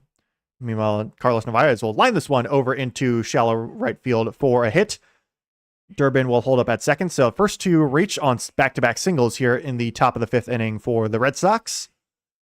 That one for sure a hit. Not any chance of an error there. That will flip the order around to Jarren Duran, who is 1 for 2 on the night. He singled last time he was up, then stole second as well. I believe, if I remember correctly. Yep, that is what happened. So Duran with an opportunity to try and get the Red Sox back into this game with a hit. Nobody out at the moment. First pitch is a splitter low for ball 1. Colts pick is in, meanwhile, at pick 53. That will be announced some point soon. So 62 pitches now for Brandon Young through 4 innings and then 2 batters after that.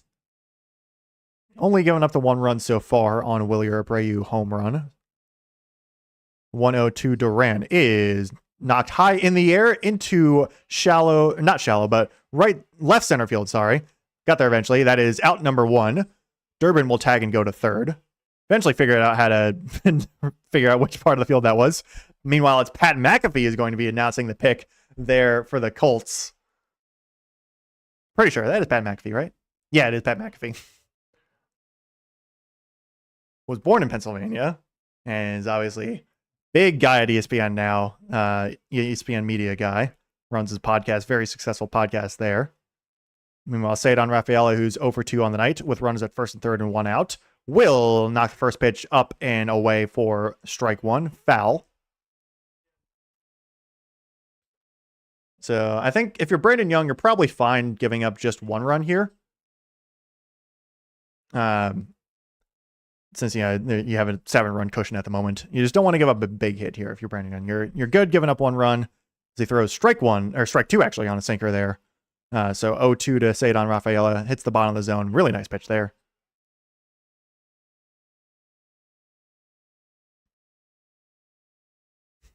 McAfee is doing his usual stuff there. Rafael will ground this one over to Gunnar Henderson at second. Flip over to second is in time. That is safe at first. Rafael beats out the throw. It was a slow grounder there, so RBI fielder's choice for Cedon Rafaela. He is safe at first. That does score the run, though that does also get the second out. So runner on first, 2 outs there as the Red Sox get their second run. Flip over to second is in time. Throw from Jeremiah Jackson. Rafaela runs fast there. Meanwhile, the Colts select a linebacker, C.J. Allen, out of Georgia. So I think he's more pass rusher, edge rusher, linebacker, or however you want to call him. Defender, C.J. Allen, out of Georgia for the Indianapolis Colts. They definitely need linebacker help as well, I know that. First pitch to Masataka Yoshida is grounded over to Jeremiah Jackson at second. He fields it cleanly, throws it over to first base to Pete Alonso. That is out number 3. So Brandon Young gives up only 1 run there in the top of the 5th inning. And we move on to the bottom of the 5th inning.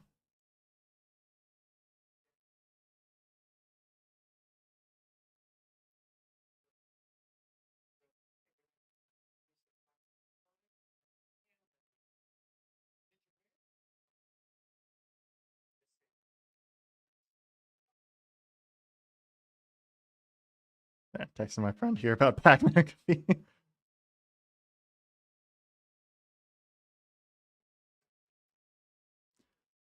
Yeah, Pat McAfee always doing his usual talking for a lot and being Pat McAfee pretty much. He's saying that Jim Irsay from the heavens cured Daniel Jones's Achilles tear or something. Very Pat McAfee like. Eagles pick is in there at pick 54. And so it'll be Tavares, I think. No, it'll be Mayo, Jackson, and Henderson, I believe. Those are who should be up next because Tavares has a walk. Yeah. The Orioles just 1 walk on the night, but the 5 homer certainly helps on 13 hits overall. So the hitting with run in scoring position still, I feel like the numbers overall might not be the most, like, the greatest thing in the world, but I'm certainly not going to complain overall for the 5 home runs. It's fine. It's all good.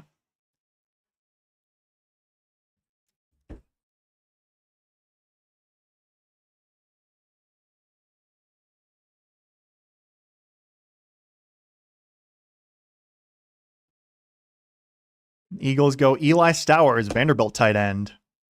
So I think that's the Dallas Goedert replacement at the moment, since Dallas Goedert, I think they re-signed him, but yeah, he's not getting any younger. So big dude, Eli Stowers, 6'3", 239, massive arms.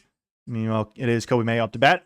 Giovanni Moran is still on to pitch, throws strike 1 on a changeup in there in the middle of the zone. Panthers have also traded up to pick 55, sending the Chargers pick 63, 131, and 202. So they hop up 8 picks there. Next pitch to Kobe Mayo is in there for strike 2, just clips the outside part of the zone.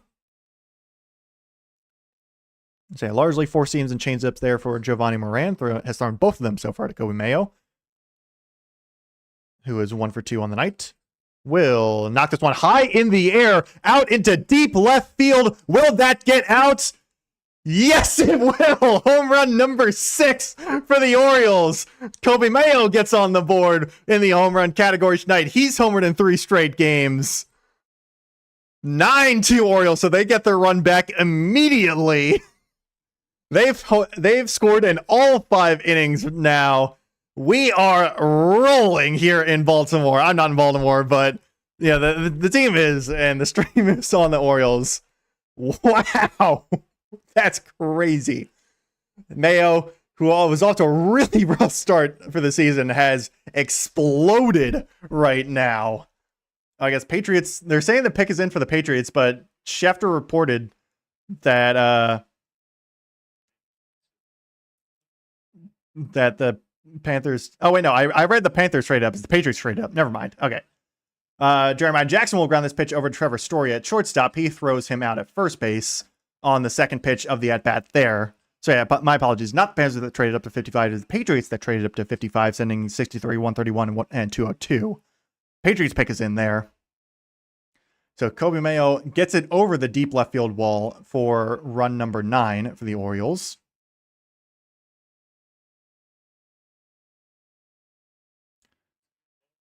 So I think, yeah, they loop over a number of teams, including Jacksonville, who's up next.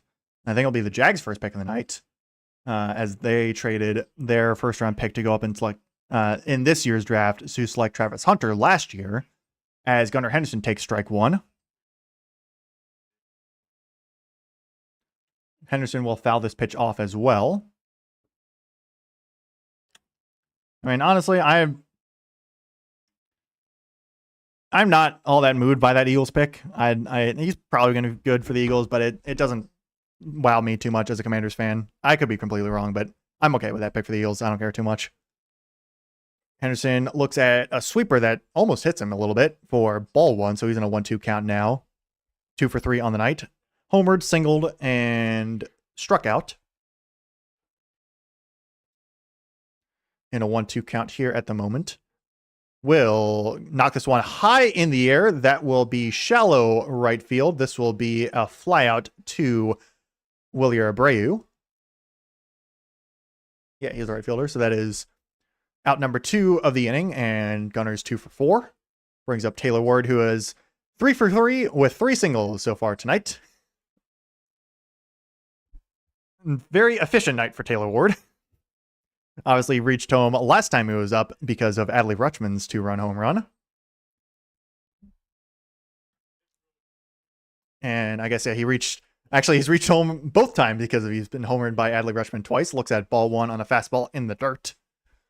So he singled twice. Well, he singled 3 times. 2 times he singled. It has led to Adley Rutschman homering him home. The 3rd time he was thrown out at second on that RBI fielder's choice back in the 2nd inning. Or no, the 3rd inning. That's what it was. But with nobody on here for Taylor Ward and 2 outs, he's in a 1-0 count here. Looks at ball 2 on a changeup just below the zone. So a very favorable count here for Taylor Ward, who picked up his first home run of the season less than a week ago in Cleveland. And that might be a balk, actually. And Giovanni Moran was like halfway through his pitching motion, and okay, they're assessing, I think, an automatic ball instead, and basically like got halfway through and then kind of stepped off going towards the plate, which I feel like is supposed to be a balk, but I guess he got called for a pitch timer violation instead, and so they're not counting it there. That's my guess. So 3-0 count here for Taylor Ward. My guess is he's not going to swing here. He will not. There's a fastball in there for strike 1. Very odd sequence there. My guess is it was a pitch timer violation because the home plate umpire was pointing at his wrist, for like a watch time. So 3-1 to Ward is high for ball 4. So Ward reaches base for the 4th straight time, this time via walk instead of a single. That will bring up Mr. 2 home run, Adley Rutschman. It would be insane if he homers for a 3rd straight, for the 3rd time tonight. That would actually be ridiculous. I would love that also because I have him on my fantasy team and he's already up to 15 points. That would be absurd if he homers for a 3rd straight time. Rutschman looks at strike 1. A nice cutter there. Just clips the bottom of the zone. Rutschman has switched over to batting righty here as he is a switch hitter, and Moran is a lefty pitcher. Rutschman's 2 home runs came as a lefty, though, against Brian Bayo. He will ground this one foul behind home plate. So he's 0-2 count here. Patriots are picking at the moment. Goodell's actually announcing the pick. I guess Adley's taking his time here. So the Patriots are going to select Gabe Atkiss. Yeah. It's spelled Jacas. I think Goodell pronounced it either Yakis or Akis. I think Yakis probably. Edge rusher out of Illinois. So on the 0-2, Adley takes ball 1 on a changeup down in the dirt. Is it raining out again? Might be a little bit. I don't know. So Adley in a 1-2 count now with Taylor Ward on first base. Pete Alonso on deck. Alonso 1 for 3 on the night. Adley 2 for 3 with an RBI fielder's choice as well. Adley will just barely get a piece of that splitter to stay alive on that foul ball.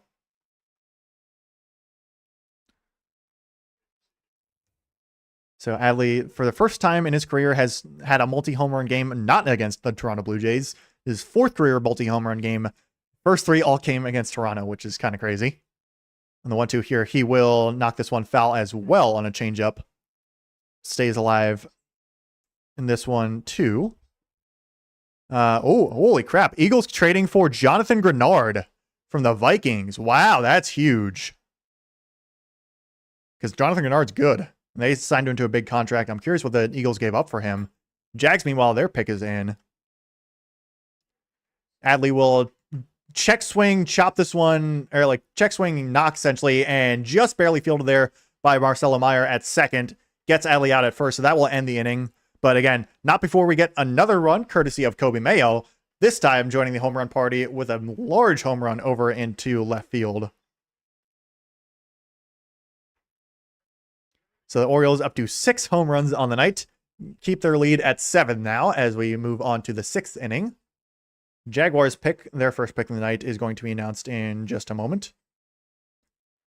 So the Eagles sending over a 3rd round pick number 98, and a 3rd round pick next year. Grenard and the Eagles have agreed on a 4-year, $100 million extension. So that is a lot of money there for Jonathan Grenard, who is a very good linebacker, but Vikings get a decent haul there as well. Jaguars take tight end Nate Borkacher out of Texas A&M for their first pick of the night, which makes sense because I know their tight end room was not good at all.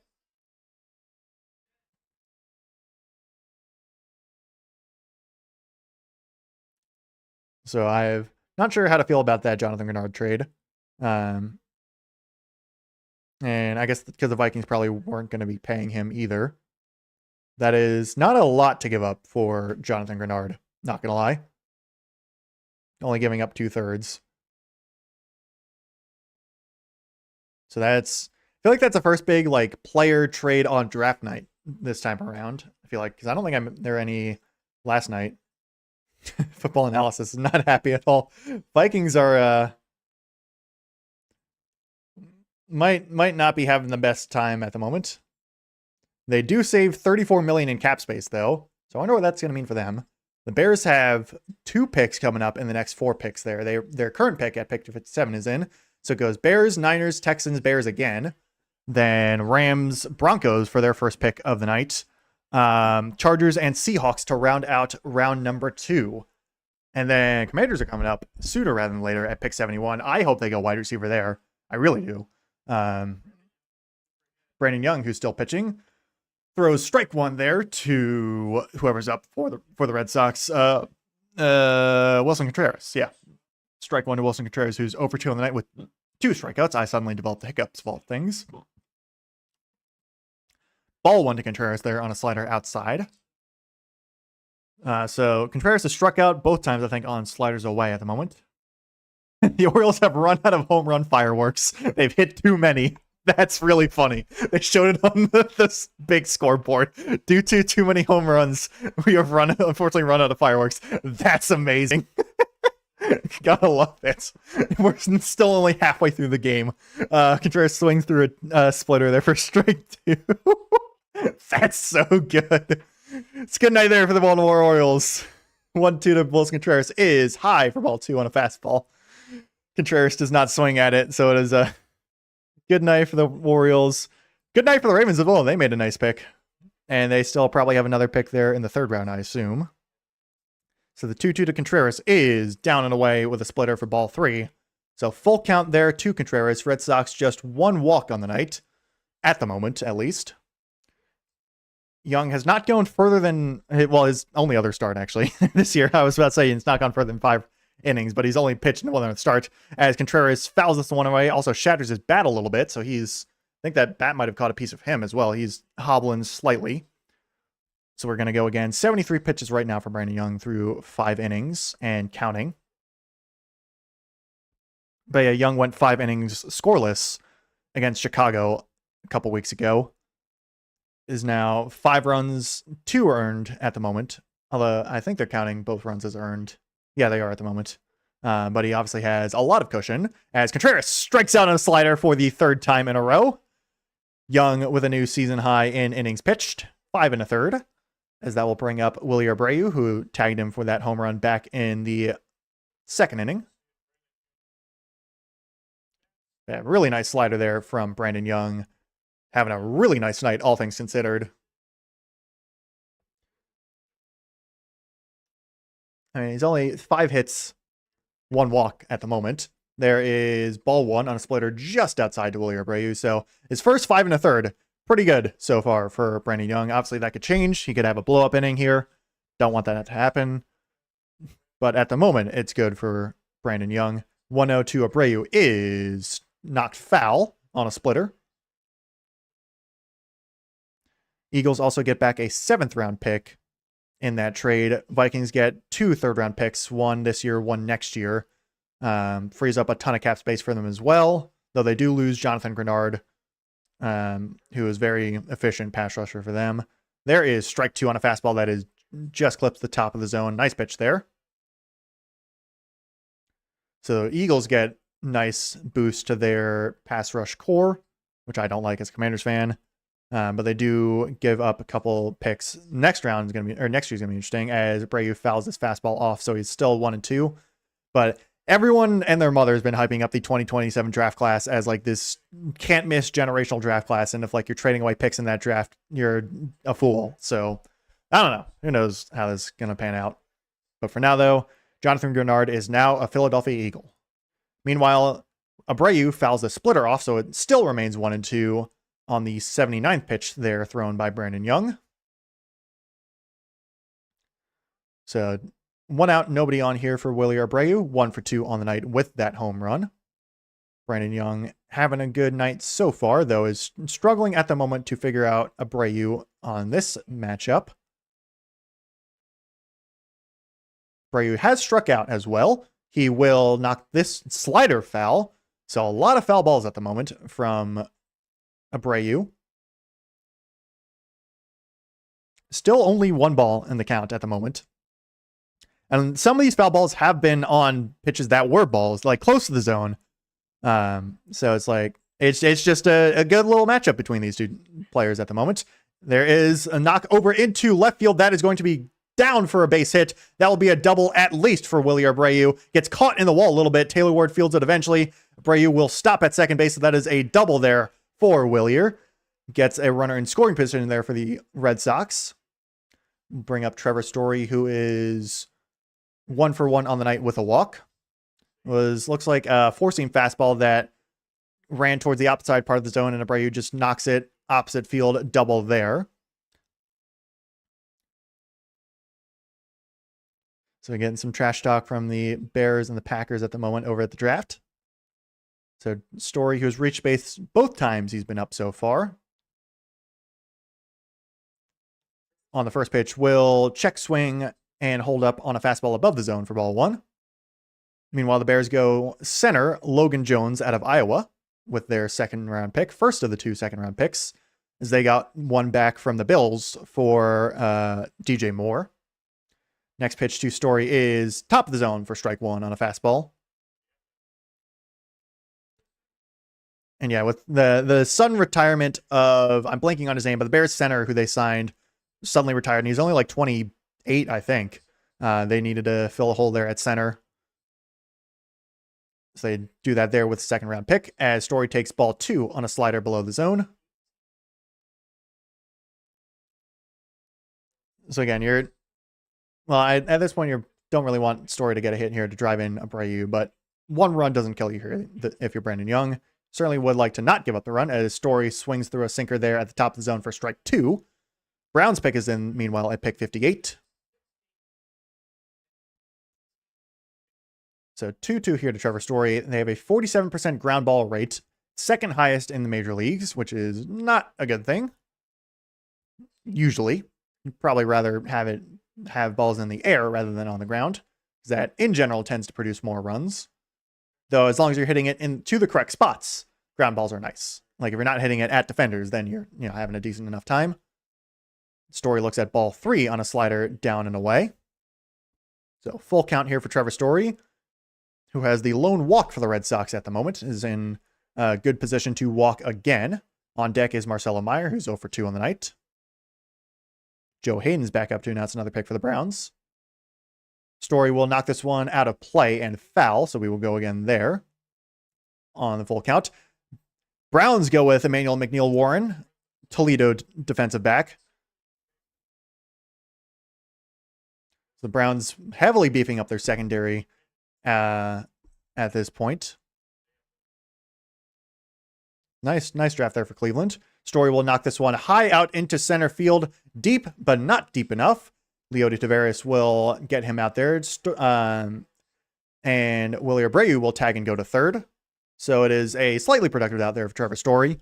At least gets Abreu over to third, though. With 2 outs, the sac fly is no longer in play. But Emmanuel McNeil Warren falls a lot more than I think a lot of people were expecting to the late second round. Browns pick him up there at pick 58. I think Houston might have just traded up there with Chicago. I think so. I guess Chicago trades out of the second round, trades away their second round pick to the Houston Texans. They loop over Tennessee there. And first pitch to Marcelo Meyer is foul back. So actually, Houston, I don't think traded back. So the Browns had traded up to pick 58 and also received a 5th round pick. 49ers received a 3rd round pick, pick 70, and a 4th round pick, 107. So that's how the Browns got up there. Next pitch to Marcelo Meyer is down in for ball 1. So he's in a 1-1 count at the moment. So it might have been Tennessee that actually traded up with Chicago. I think that's who it was, not Houston. Yeah, I think it was Tennessee who traded with Chicago there. Next pitch from Young to Meyer is down low for ball 2 on another splitter low in the zone, or low below the zone, sorry.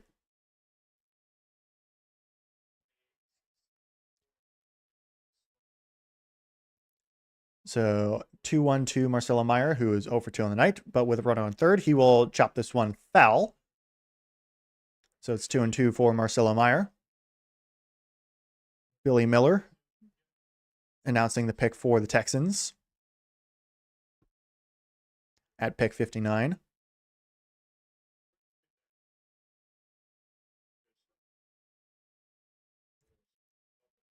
All right, there's the guy, Billy Miller, is talking a lot on the podium at the moment.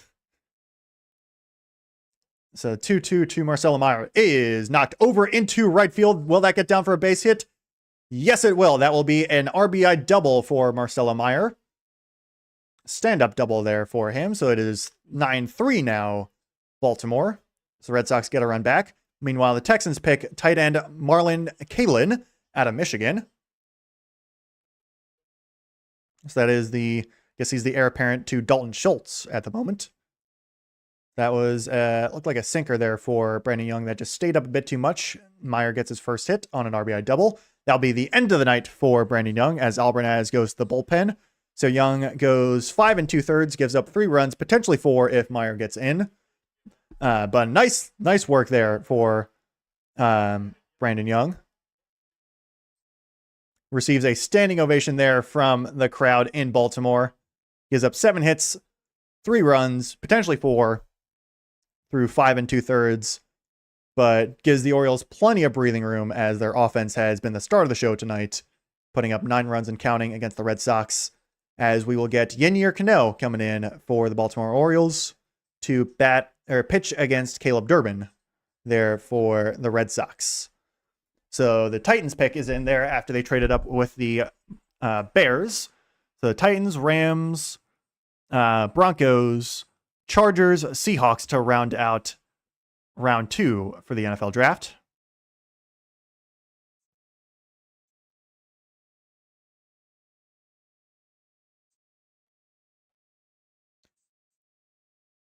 So let's see, any other news at the moment?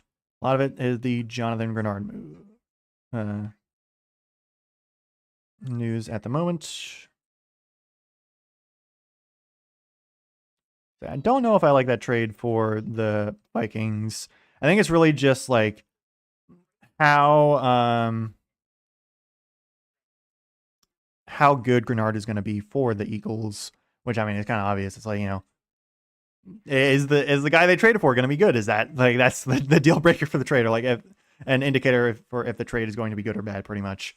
But anyway, that is. I'm curious to see who the Vikings go with those 3rd round picks.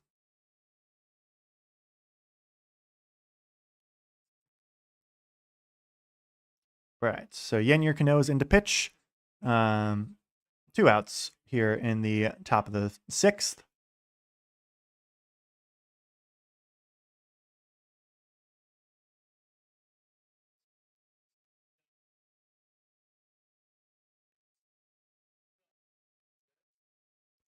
So Brandon Young definitely getting a lot of hugs from his teammates and his manager, Craig Albanez, for a very well done job.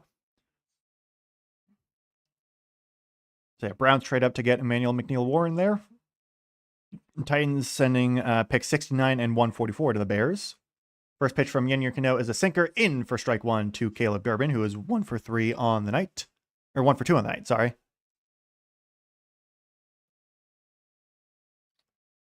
Was the second run scored by the Red Sox tonight. We'll look at ball 1 on a sinker down and in.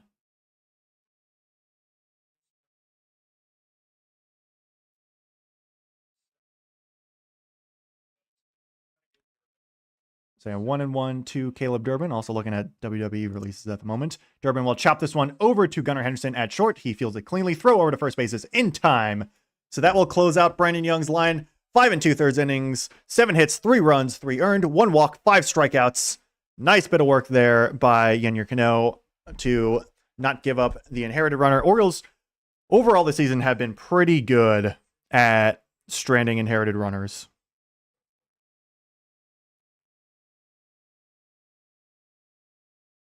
I guess Alistair Black might have been released. Maybe. I don't know if that's fake or not. Which would be kind of crazy. So yeah, Jermon McCoy is still falling. Full list of WW releases as of now. Oh, wow. Kyrie Sane got released? That's crazy. Alistair Black, Zelina Vega, Uncle Howdy / Bo Dallas, Nikki Cross, Santos Escobar, Motor City Machine Guns. That's big. Dexter Loomis, Apollo Cruz. That's also a little big. Rowan, Joe Gacy, Andre Chase, Zoe Stark, Albert Fire, Tira May Steele, Siren Linton, Tyson, Tariq, Chris Island, Malik Blade, Trill London, and Lucas Crucifino. I'm more of an AEW fan than a WWE fan, but there's a lot of the, like Kyrie saying, I'm surprised there. Same with Alistair Black. Because Black just came back after leaving AEW last year. I don't know. We'll see. Same with the Uncle Howdy one. That's surprising. Meanwhile, the Jeffrey Simmons is announcing the pick for the Titans at pick 60. So who have they traded up for? They have traded up for linebacker Anthony Hill Jr. out of Texas.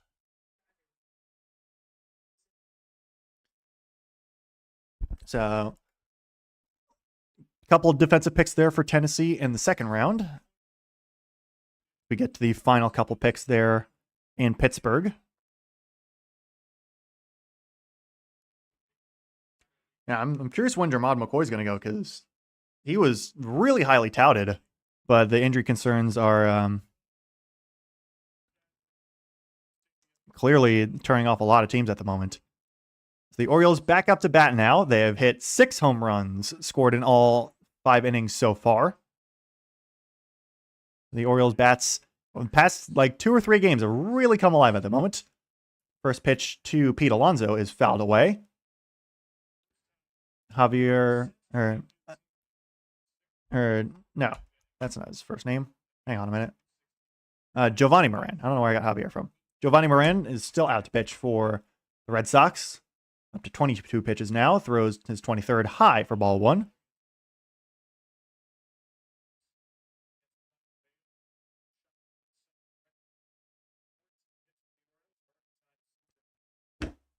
So Rams pick is in there at pick 61.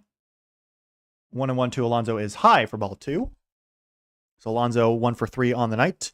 So Alonso, Beavers, and Basayo. Both Beavers and Basayo have thrown home runs. Andrew Kittredge, who's finally back off of the injured list, is warming in the bullpen for the Orioles. Alonso swings through a changeup for strike 2.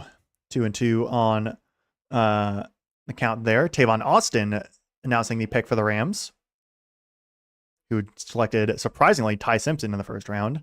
Not really a fan of that pick, if I'm being honest. They select tight end Max Clare out of Ohio State at that point as Alonso fouls this one away. I like that one more for the Rams. You know, that's more win now mode rather than win later mode. And their tight end room was not spectacular either. So I like that one a lot better. That's a I like that pick.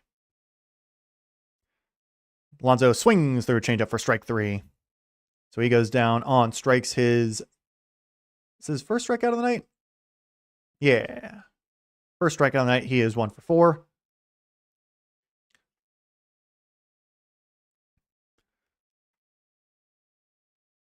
Although, to be fair, last inning, first batter got out. All right, and that might have been the 4th inning, actually. No, that was the 4th inning that I was thinking of. Dylan Beavers, who's 2 for 3 on the night with a homer, is up to bat. He will knock the first pitch foul on a cutter. And I guess we have another trade somewhere in the NFL. Just heard Rich Eisen mention something about a trade. All right, it is raining outside. I got to close that window. 1 sec. Had it open because it was getting colder and hot up here and where I'm recording this. But the Bills traded up actually with, I guess, up 1 with the Chargers. Beavers swings through a fastball for strike 2. But it rained earlier today, and now it's raining right now. Hopefully it doesn't rain over at Baltimore, because I am kind of close. Not super close to Baltimore, but kind of close. Beavers takes ball 1 there.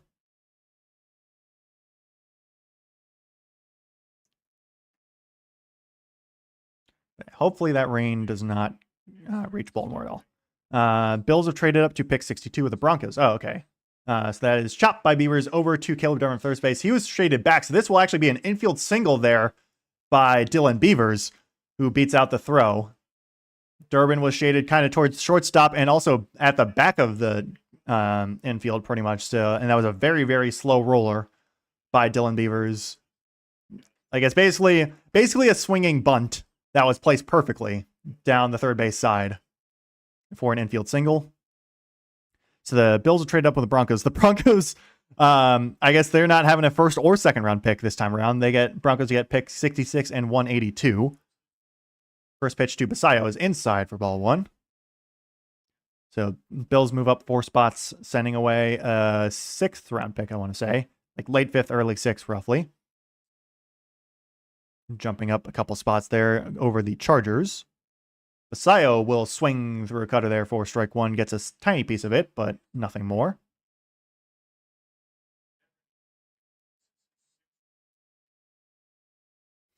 Ruben Maine is so not happy at the moment. He's going to be an absolute demon on the field. Yusei Kikuchi's getting knocked around. That's why I'm losing points. Knew I shouldn't have picked him up. Throw back over to first base is not in time. Kikuchi's given up 5 runs against the Royals. Wow. Yeah, he's not having a good time with the Angels. Paul Skeens is pitching well, at least. I'll take that. 22 points there. Through 5 innings. So the 1-1 to Basayo is knocked over into left field. That will get down for a base hit for Samuel Basayo. Beavers will he hold up at second? No, he's going first to third. Basayo holds up. No, he goes over second. He is out at second. Basayo immediately signaling for a challenge. He's really wanted another double. Basayo is adamant that he got in safe. I'm not sure he did. But the Orioles will challenge here. Beavers, no matter what, is going to be at third base. It's either going to be runner at third and 2 outs, or runners at second and third and 1 out. Either way, it is a hit for Samuel Basayo. O's challenging here in the bottom of the 6th. It is actually... Oh, no, he is safe. He should be safe there, I think. I think he's safe. It looks like he's safe. It looks like the foot got in there first. Yeah, the foot is for sure in there first. He is safe. So that is double night for Samuel Basayo along with a home run. So this should be overturned, I would assume. Because that definitely looked like he was in there safe. So Basayo, not exactly known for his speed, runs out a pair of doubles here. Very close doubles, but a pair of doubles nonetheless. To very opposite fields. Like, his first double was like down the first base line. This double was down the third base line. And yeah, he is for sure safe. If this does not get overturned, I will be shocked. Like, it's close, but it definitely looks like he's on there. The review is taking a while. The call on the field was out, by the way, just for reference. Call on the field was unfortunately out, so you have to have clear and definitive proof to be overturned.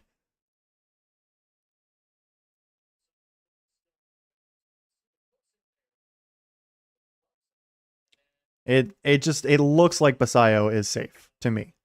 And I know I'm an Orioles fan, so it's a homer call, but it looks like he just barely beats it out. Meanwhile, the Bills at Pitt 62 trade up and select Davison Igbinosun, DB out of Ohio State, cornerback.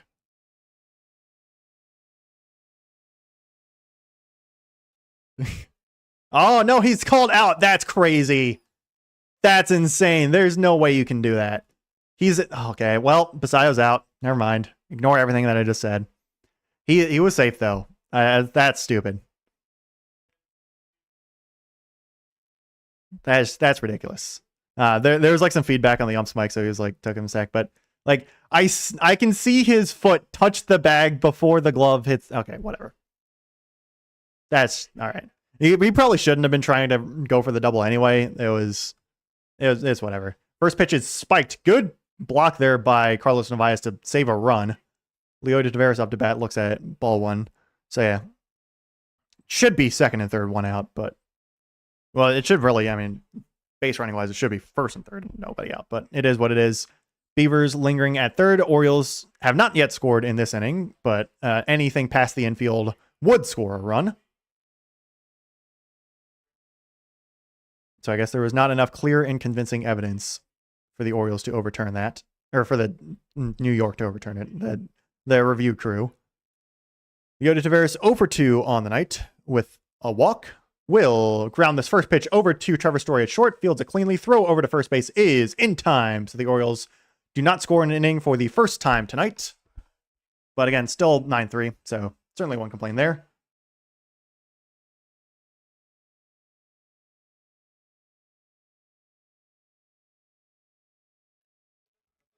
The Chargers pick is in there, pick 63. Seattle's rounds out the second round. They also rounded up first round. Picking the running back out of Notre Dame, who is not Jeremiah Love, whose name I'm blanking on at the moment. But yeah, so let's actually check the MLB scoreboard first. Out of town scoreboard brought to you by me and me alone, and also ESPN. I made this joke last week, so I'm going to not repeat it again. Yeah. So Reds, or Tigers up 5-3 over the Reds. So the Reds have actually scored a couple here. Nolan McLean had a 2-run home run, and then is that Nathaniel Lowe? Yes, Nathaniel Lowe solo home run gets them 3 back there, though they're still down 2. Guardians up 8-6 over the Blue Jays, so more runs have been scored there, a lot more actually. So Ernie Clement got an RBI double there. Then Chase DeLauder, ground RBI fielder's choice, and then Andres Jimenez, 2 RBI double there for the Blue Jays to get them back there. Rockies up 4-1 over the Mets at the moment. I don't know too many of these guys on the Rockies, not going to lie. Jake McCarthy, an RBI double, and then a Troy Johnston 2 RBI single. Makes that game 4-1. Rays up 6-1 over the Twins at the moment. Jonathan Ronda had a solo home run, and a Junior Caminero 2-run home run, so he's homered twice in that game. Chandler Simpson scored on that one as well. The Royals up 5-0 over the Angels, as I had said when I was checking about Yusei Kikuchi. They all scored in the 4th inning. Who is that, Marte? I was just Starling Marte. Wait, Starling Marte's on the Royals? Okay, I didn't see him at all when they played against the Orioles. He had a sac fly, or fielder's choice, never mind. RBI fielder's choice. Isaac Collins, RBI single. Then Elias Diaz, 2 RBI double, and Michael Massey, RBI double to make that 5-0. Pirates up 4-0 over the Brewers. Gonzalez, RBI single. O'Neal Cruz, RBI groundout. Spencer Horowitz, RBI single.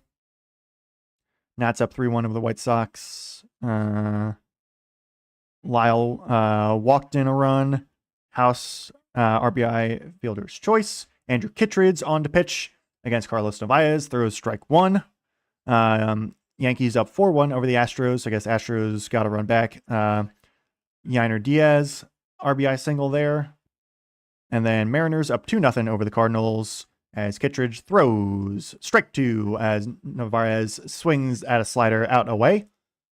Young RBI single and Canzone RBI single there to wrap that scoreboard up at the moment. 0-2 to Narvaez is down and away for ball one. All right. Who was the name of that running back that the Seahawks took again? Jadarian Price. That's who it was. That is, in fact, who it was. I guess I also missed the Chargers pick. Hang on. Narvaez flipped this one over into shallow right field. That will just stay up. Dylan Beavers ranges in and gets the out there on the fly out to right center field. Meanwhile, the Chargers, did I get the Bills pick? Hang on. I might be off by a couple picks. So the Bills selected, I got the Bills pick, and Jake Slaughter, center out of Florida, went to the Chargers there at pick 63, which is interesting because they just signed Tyler Biadasz. So my guess is they're going to move one of those two into guard. Interesting. Kittredge throws strike one on fastball to Jarren Duran. Hang on, I got to text my friend real quick.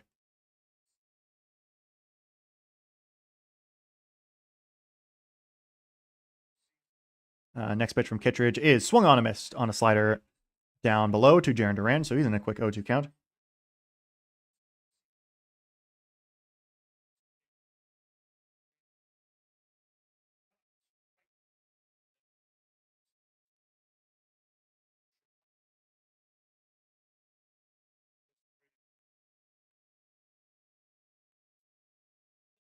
All right, sorry. Texting friends about football. 0-2 to Duran is chopped over to Pete Alonso at first base. Fields it there. Throws it. Kittredge is just in time for the out. So that is out number 2 on 7 pitches for Andrew Kittredge in his return to the Orioles here in 2026. Was on the Orioles last year, traded to the Cubs at the trade deadline. Then on that 1-year rental deal, I do not remember who the Orioles got back in return. And has since re-signed with the Orioles now here. Started out the season on the injured list. Has gotten 2 straight outs here to start the 7th inning in his return to the Bigs and the Orioles and Camden and, everything. So the Seahawks pick is in there at pick 64 to round out the second round.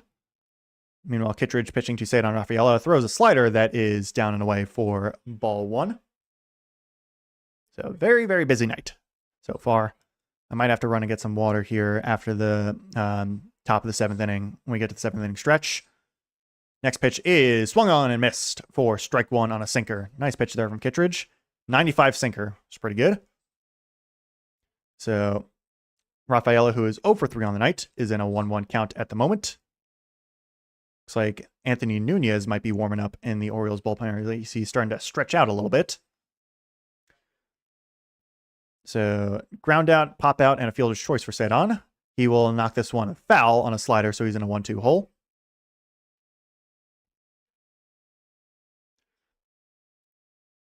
So the Seahawks go with Bud Clark, safety out of TCU, to round out the second round. Well, Kittredge will get Rafaela to foul this pitch off as well. And now the Seahawks, they lost, obviously they lost Boye Mafe and Reek Woolen. And I feel like they also lost a safety. I just don't remember who it is off the top of my head.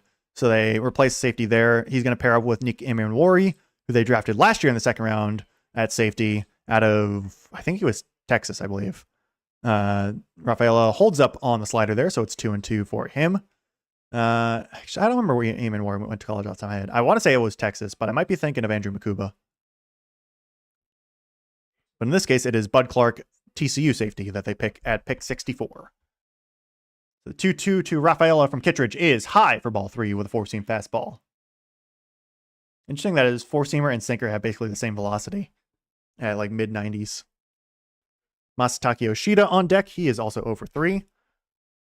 Meanwhile, Rafaela is on a full count. pitch is knocked foul on a slider.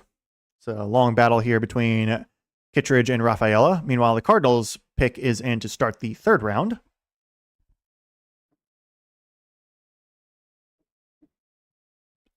Now, that'll bring Washington's, excuse me, by the way, on that for that burp. So 3-2 again to Rafaela is grounded foul again. But yeah, Washington's going to be picking pretty soon here in the draft, which I am very, very interested in at pick 71. We're on pick 65 at the moment. So this will be the 9th pitch here to Rafaela, and it is lined through fielded by Jeremiah Jackson at second base. I thought that was going to get through the infield. Rafaela spikes his helmet because it looked like it had a lot more velocity coming off the bat, but it did not in the end. Jeremiah Jackson made a really nice play there on defense. Throw to first base is in time to get the speedy Rafaela. So he slams his helmet. The like mouth guard piece essentially, or like chin guard, flies off. So they're doing God Bless the USA over there in Pittsburgh as they start the third round. I got to text my brothers real quick.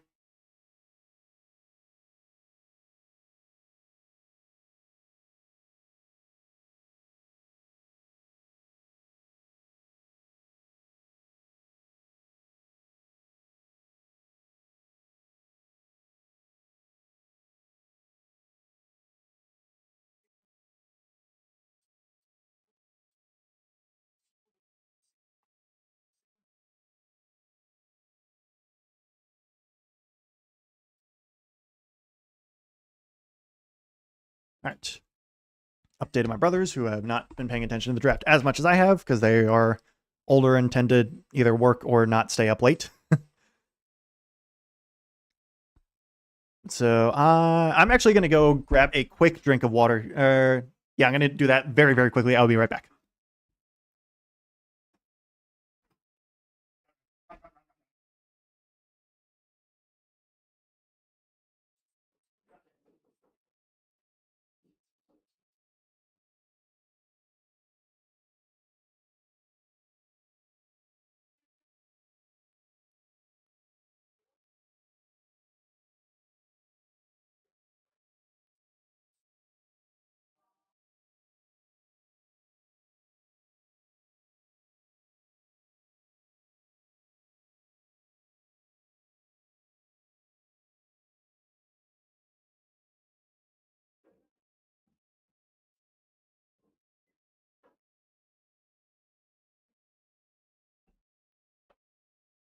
All right, I'm back. Doesn't look like I missed anything either. I'm curious if the Cardinals want to go quarterback here in the third round.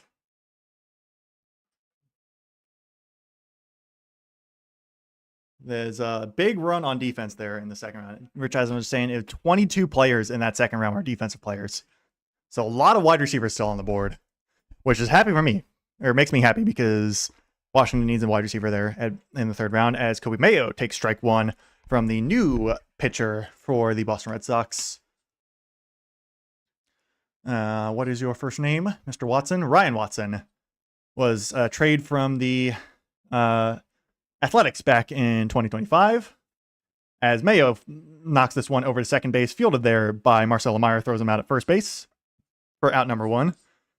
So Ryan Watson, I guess, made his debut with the Orioles, or was brought up by the Orioles. I'm going to look at that up real quick. Watson. Ryan Watson, baseball. Let's see. Was signed by the Baltimore Orioles, an undrafted free agent in 2020. Was traded to the Giants in exchange for cash considerations in 2024. Jeremiah Jackson, who's 0 for 3 on the night, takes ball one from Ryan Jackson. Or is that Ryan Watson, sorry. Oh, Cardinals do go quarterback, and they go Carson Beck out of Miami to start the third round. There we go. So the 1-0 to Jeremiah Jackson is knocked high in the air, and that will be foul.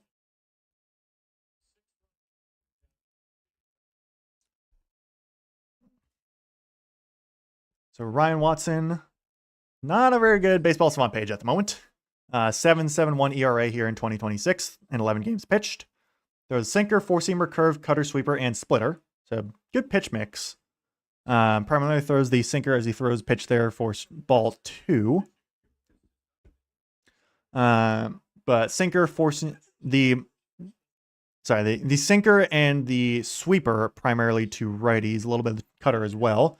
That one is fouled off by Jackson. There is a sinker off Jackson and Carlos Narvaez. Gets a good piece of Narvaez. He's down at the moment. Gets up and is walking it off. Primarily throws the four-seamer curve. The four-seamer and the curveball to lefties. Change up pretty equal, but the sinker and sweeper are to righties. Sinker makes sense because, it's running in on the righties. But okay, let's go back here. There we go. All right, so third quarterback goes off the board. Carson Beck to start the third round. Denver Broncos making their first pick of the night at pick 66. Their pick is in. Next pitch to Jeremiah Jackson is skied up into the air on the infield. Marcelo Meyer will make the out there for out number 2. So the Orioles offense has started to slow here as we reach the back half of the game after the excitement of the 6 homers to start. They definitely cooled off a little bit now, but again, have a 6-run lead. They're in cruise control at the moment. This brings up Gunnar Henderson, who is 2 for 4. One of those 6 homers belonged to Gunnar Henderson. On the first batter of the night for the Orioles, he homered. Looks at ball 1 on a cutter up high.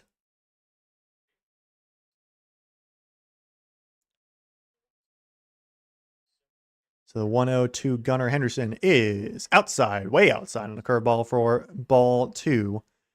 TJ Ward, defensive back, is announcing the pick for the Broncos, their first pick of the night here in round 3. So Gunnar Henderson in a very favorable count at the moment. And I will announce the Denver pick after this next pitch to Gunnar. Henderson will foul this sinker off for strike 1. Broncos go with Tyler Onyedim, defensive tackle out of Texas A&M. They beef up that already beefy defense. I'm a little surprised they didn't go wide receiver, but I guess they do have a lot of young guys on that or in that wide receiver core, so I guess that makes sense then. So 2-1 to Gunnar is swung on and missed on a sinker in there. 2-2. And I guess, yeah, because the Broncos did lose John Franklin Myers. Although Myers was more of a hedge rusher than a defensive tackle. I don't know.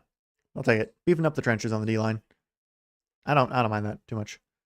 2-2 to Gunnar is knocked over into right field. That is a single there for Gunnar Henderson. His second single of the night. Gets a 2-out base runner for the Orioles, who do like to hit with 2 outs. Brings up Taylor Ward, who is 3 for 3 with a walk. 3 singles and a walk for Mr. Taylor. Raiders pick is in there at pick 67. After that will be the Eagles, Bears, 49ers, and Washington, which I'm very much looking forward to. Raiders already picked Fernando Mendoza. Curious who the Raiders are going to go with now. The first pitch to Taylor Ward, meanwhile, is just below the zone for ball 1. Just barely. So I'll announce the Raiders pick after this next pitch to Taylor Ward with Gunnar Henderson on first base. Did attempt to steal earlier, and he was knocked over to third after Ward singled. Ward takes cutter there for strike 1. Raiders go with Kieran Crawford, edge rusher out of Auburn, not Alabama. almost really made a bunch of Auburn fans angry by saying he was from Alabama. No. Auburn is in the state of Alabama, just not the University of Alabama. Meanwhile, Ward takes ball 2 on a cutter outside. So he is in a favorable count here, as Watson, who got off to a very hot start in this inning, has run into a little bit of trouble here against the top of the order. The 2-1-2 Ward is in there for strike 2 with a cutter at the bottom left corner of the zone. So he works himself back into the count, does Ryan Watson. Watson against Ward, 2 WAs going against each other for the last names. Eagles pick is in there at pick 68. 2-2 to Ward is outside on a cutter for ball 3. So Ward runs it full. Is a pitch away from having his second straight walk of the night. Orioles been hitting this Boston team really hard at the moment. The pickoff attempt at first base is just barely not in time. And Henderson's able to get back. Obviously, he's going to be running with full count and 2 outs. No matter what happens. Craig Alvarez looking on. He's looking a lot better after taking a foul ball to the face a little over a week ago. Next pitch on 3-2 is knocked over into right field. That is single number 4 for Taylor Ward. Gunnar Henderson's going to go all the way over to the third base. Oh, no, he actually stays at second. Never mind. It was too sharp of a single into shallow right field. A liner there. Gunnar Henderson has to hold on at second base, but Ward 4 for 4 on the night with another walk. All 4 of them are singles. That's crazy. So he's gotten to first base all 5 times he's been up. That's just a hidden machine right now, Taylor Ward. Really raising that batting average. Brings up Adley Rutschman, who has homered twice in this game. Looks at strike 1 on a sweeper that didn't really look like it moved all that much. They're calling it a sweeper, but it looked kind of straight on. In the zone there for strike 1, though. Adley back over to the left side of the batter's box, where he hit his 2 home runs earlier on in the night. The 0-1 pitch here is low for ball 1 on a curveball. That one definitely looked like it was breaking ball. That's crazy. Taylor Ward, 2018 to 2025, had 0 4-hit games in 704 games played. Here for the Orioles in 2026, he has 3 in 26 games. That is insane. The 1-1 to Adley is knocked foul for strike 2. Home run, ground out field, RBI fielder's choice, home run, and then ground out for Adley Rutschman at the moment. Takes his time here in the pitcher's count. But obviously, especially from the left side tonight, he is a threat to go deep. I don't know if he's going to hit a home run here. I don't think he will. Because I feel like the O's offense as a whole has slowed down a little bit. But it'd be very cool if he gets another hit here. So the 1-2 to Adley is knocked foul on a fastball above the zone that he catches a piece of. It's funny, I'm actually getting, because I have the NFL Network draft coverage on. I'm getting an ad for ESPN's baseball. I think they're just doing an ESPN app, but promoting baseball. It's like, oh, hey, I just saw Gunnar Henderson on the ad there. And it's like, oh, he's on base right now. Anyway. Back to the 1-2 to Adley. Next pitch is knocked over into left field. That is a single for Adley Rutschman. That should load the bases. Gunnar Henderson's actually going to run home. He will get home safe. So that is an RBI single for Adley Rutschman. Gunnar Henderson running aggressively. He's obviously very, very fast. So we go first and second, 2 outs, 9-3. Now first and second, 2 outs, 10-3 on the RBI single for Adley Rutschman. He is 3 for 5 on the night. Orioles putting on a show here on a Friday night for their City Connects. The curse is not working for them at the moment. I'm going to knock on wood as well so they don't blow it late in the game. But yeah, nice little bit of work there for Adley Rutschman. He gets another RBI. Been very productive night for him as we continue on. Meanwhile, the Eagles at pick 68 select Markel Bell, tackle out of Miami. All right, cool. They do need to kind of beef up their offensive line, the Eagles do. Pete Alonso looks at strike 1, meanwhile, on a sweeper that, again, doesn't look like it breaks a lot from the angle behind home plate, like the batter's eye view that they usually use for the camera view, but I'm assuming it breaks more if you're looking at it as a hitter. For Alonso, he takes it for strike 1. He is 1 for 2 on the night. 1 for 4 on the night. He will line this one over to Caleb Durbin at third base. Durbin double clutches and still throws out a very slow Pete Alonso at first base. Alonso not exactly known for his speed. So the Orioles strand 2 against. They're actually stranded 9 at the moment, but they've also scored 10 on 19 hits. It's a good night for the Orioles. Looks like I think that should be Caleb Foster. I think it's Caleb, right? Or Cameron Foster, sorry. Should be Cameron Foster to pitch here in the top of the 8th inning for the Orioles as They get another run, extend their lead back again to 7 runs as we move on. The Chicago Bears are up to pick Bears, Niners, and then Washington. Bears pick is in. There's a lot of good wide receivers still out there. I'd be happy with really any of them. I'm not enough of a college scout to really care about like which specific wide receiver I want. I just want them to go wide receiver here for the Commanders. But they have 2 guys ahead of them, or 2 teams ahead of them to pick. Bears pick will be announced here in just a moment.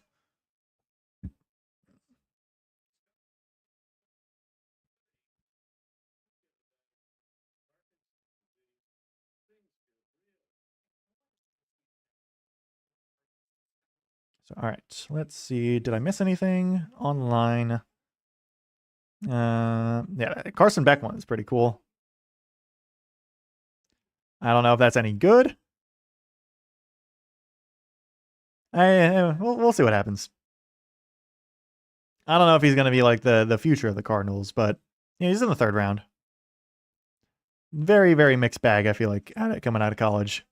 Very, very mixed bag reception-wise on Twitter, but they've certainly loaded up on offense so far tonight. Or these past 2 nights, I should say, the Cardinals have.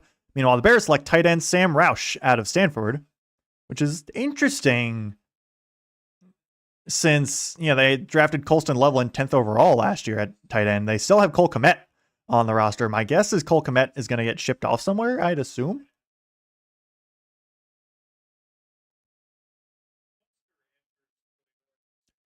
So Cameron Foster, 3 games pitched, was brought over from the Dodgers, I believe.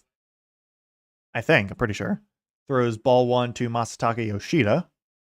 It's had a up and down start to his Orioles career. ERA in the 9s at the moment. Throws ball 2 to Yoshida. But he's not a high leverage reliever, obviously. Throwing him in with a 7-run lead here in the 8th. Not a high leverage guy. But he's young, I'm pretty sure. So there's building for the future there. The Orioles gets Yoshida swinging through a cutter there for strike 1.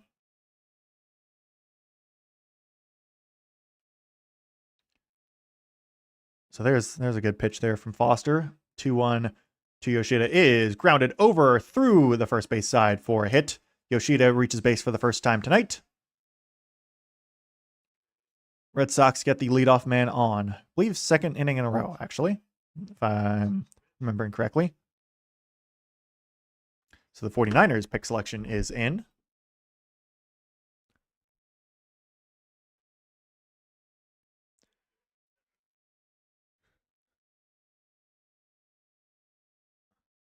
I'll go over the 49ers selection in just a sec. Foster gets Contreras swinging on the first pitch slider for strike 1, swing and a miss. Meanwhile, the 49ers select edge rusher Romello Height out of Texas Tech at pick 70. So the Commanders should have a good choice of wide receivers. That's the position I want them to go with, is wide receiver. Contreras swings through another slider for strike 2. He is really struggling with the outside slider tonight. 0 for 3 with 3 strikeouts.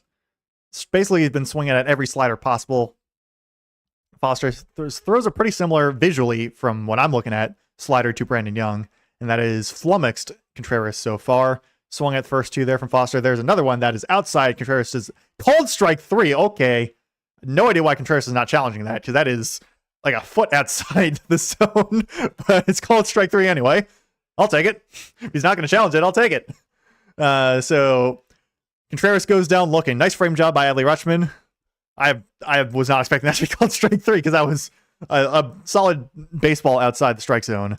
And all right, sure. There's strikeout number 1 for Cameron Foster. That is a ground ball right back up to Gunnar Henderson, second base. He fields it, basically takes 1 step onto second base, gets the double play from Willie Abreu, who swings at the first pitch, knocks it right back up to Gunnar Henderson, who's playing shortstop, was shielded basically behind second base, basically fields it, takes 1 step onto second, gets the out there, throws over first base, gets the out there. So I can now focus fully on Washington, who is taking their sweet time to select whoever it is going to be at pick 71. They obviously selected Sonny Styles at pick 7. just at least make sure they make the pick. That's just, don't forfeit the pick, please. That would be very embarrassing. But I know there's a ton of wide receivers on the board still, and I want them to go wide receiver. And under a minute now, at least according to the timer. Come on, guys. Let's get the pick in. Come on. I'm getting a little nervous here. Adam Peters, you good? You good? And maybe it's the NFL Network team hasn't been told that they got the pick in, but it's 30 seconds now. Okay, the pick is in with 6 seconds left. Okay, we're good. I checked ESPN because I know that's a little bit faster. We're good. That was a little close. Didn't need to be that close. All right, we're good. But I would very much like a wide receiver here. Yeah, they got it with 6 seconds left. That did not need to be that close. But please just give me a wide receiver. Please give me a wide receiver. I'm going to be diverting my focus slightly here from the Orioles game to this pick specifically because I am very intrigued about this pick. Because it's the only other pick in theory that the Washington's going to have tonight. Because they do not have a 4th round pick. They didn't have a 2nd or 4th round pick this year due to trading for Laramie Tunsil. Both those picks belong to Houston.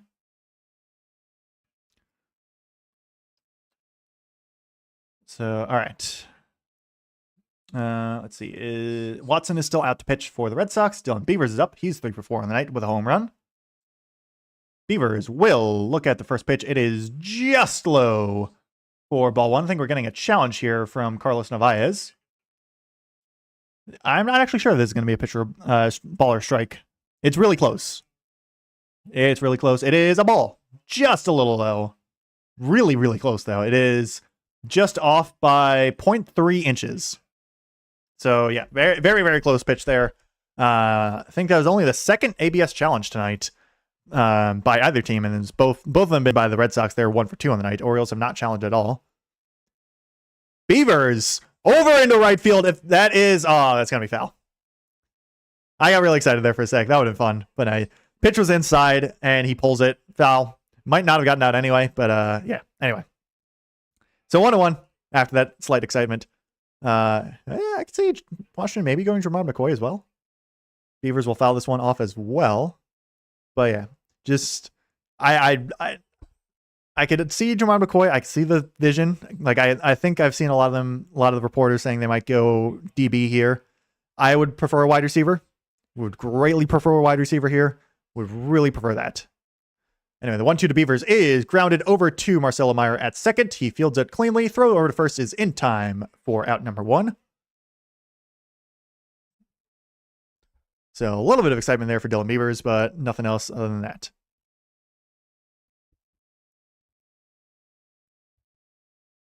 So this is, who's that announcing it for them? Mark Rypien, that's who it is, yeah. Former Super Bowl champion for the Washington then Redskins. Samuel Pasayo's up, by the way. He will look at the first pitch. Strike. Curveball in there for strike 1. Washington, meanwhile, as Mark Rypien is hyping up the crowd. Let's go, Mark.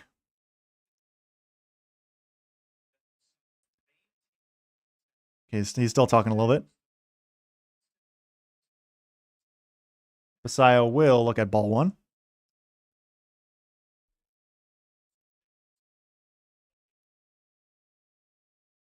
And yeah, Washington's going to be hosting the draft next year, so Mark Rypien's talking about that. So the 1-1 to Pasayo is low, just low for ball 2. Another curveball there.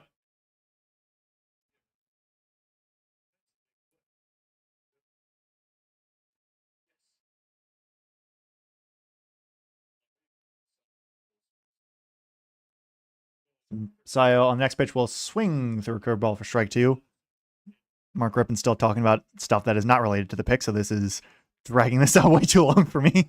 I mean, it's important stuff that he's talking about. Like he's talking about girls flag football and all that. It's like, it's cool. And it's like I'm not like trying to poo poo that. It's just I really want to know who they're gonna pick here. The 2-2 to Basayo is knocked over into shallow left field. That is a hit there for Samuel Basayo. He is 4 for 5 on the night. He is wisely not going to try and stretch this into a double. So Basayo, he obviously has a home run. 6 runs, 20 hits. First time in Orioles history that has happened. 6 home runs, I should say, and 20 hits for the Orioles. Complete offensive dominance here against the Red Sox.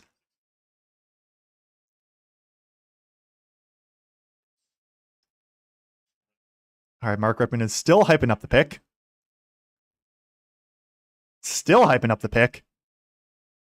And Tavares fouls out the first pitch. They're going offense. They do go wide receiver. Antonio Williams, wide receiver out of Clemson. All right, there we go. I'll take the wide receiver.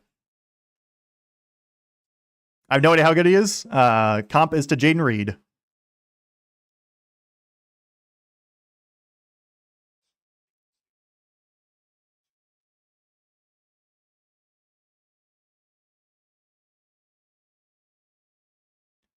Yeah, I'm good. I'm good for the night on the draft. There we go. All right. Now back to baseball. Tavares 0-1. We'll look at ball 1 high on a fastball. With Samuel Basayo at first base and 1 out.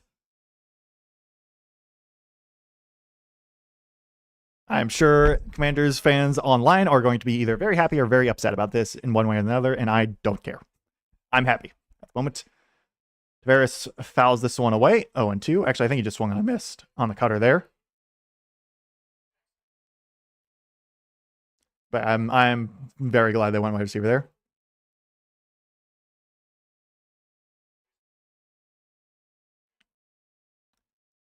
There is ball 2 on a curveball in the dirt. And the duality of man, so to speak. You get one person saying solid pick, the next person saying horrible selection under John Keim's tweet. It's very funny. Yeah, it's cool.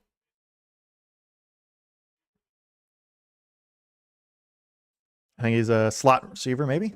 Bengals up immediately after that. That's funny. The 2-2 to Tavares is swung on and missed on a curveball. Strike 3. Bengals go with Takario Davis, cornerback out of Washington. CB, not QB. It's funny, like Mark Rippon was out there talking for like 5 minutes, and Washington took like all 7 minutes to select the pick. Bengals get it done in like 2 seconds, and the guy goes up there and just immediately announces the pick. They're just in and out instantly. It's really funny. It's really funny. Kobe Mayo grounds the first pitch foul, by the way.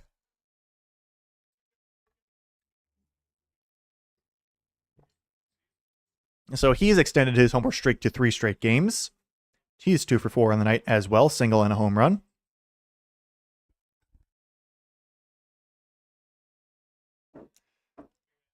So 0-1 to Mayo here is swung on a miss, strike 2. 1 sec, I got to text my friend again.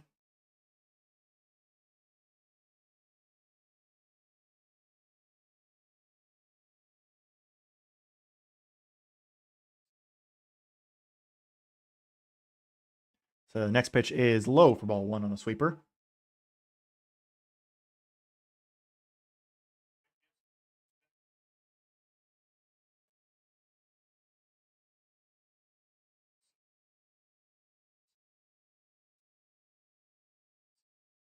Next pitch is low as well. Oh, it's called strike 3. Kobe Mayo. Challenge it, Mayo. Challenge it. Come on. You have nothing to lose. That pitch is so low. What are you doing? Challenge it. Come on, man. Anyway, Saints are picking now. Oscar Delp, tight end out of Oregon.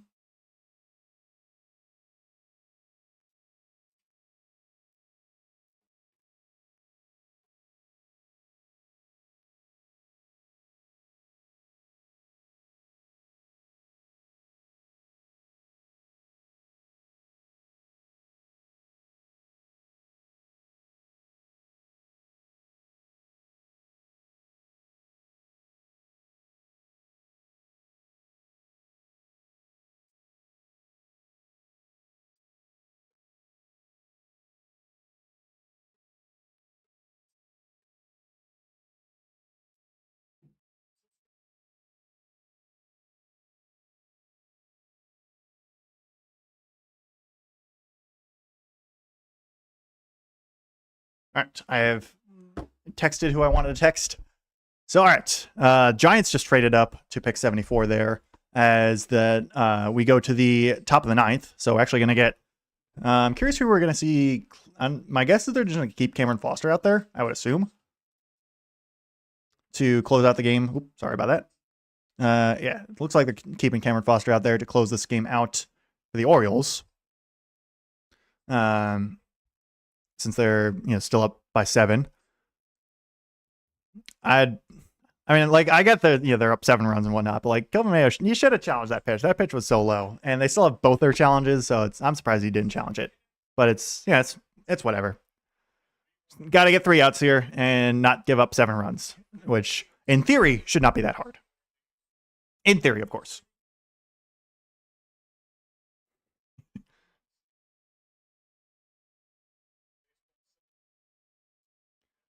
So the Giants trade back into the 3rd round with the Browns.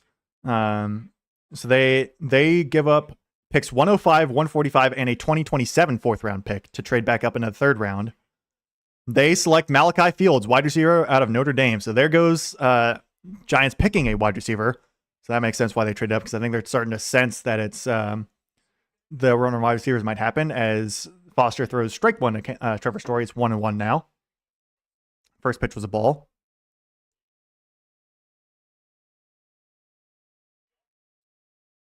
So 1-1 to Trevor Story from Cameron Foster is just tied with a slider for ball 2.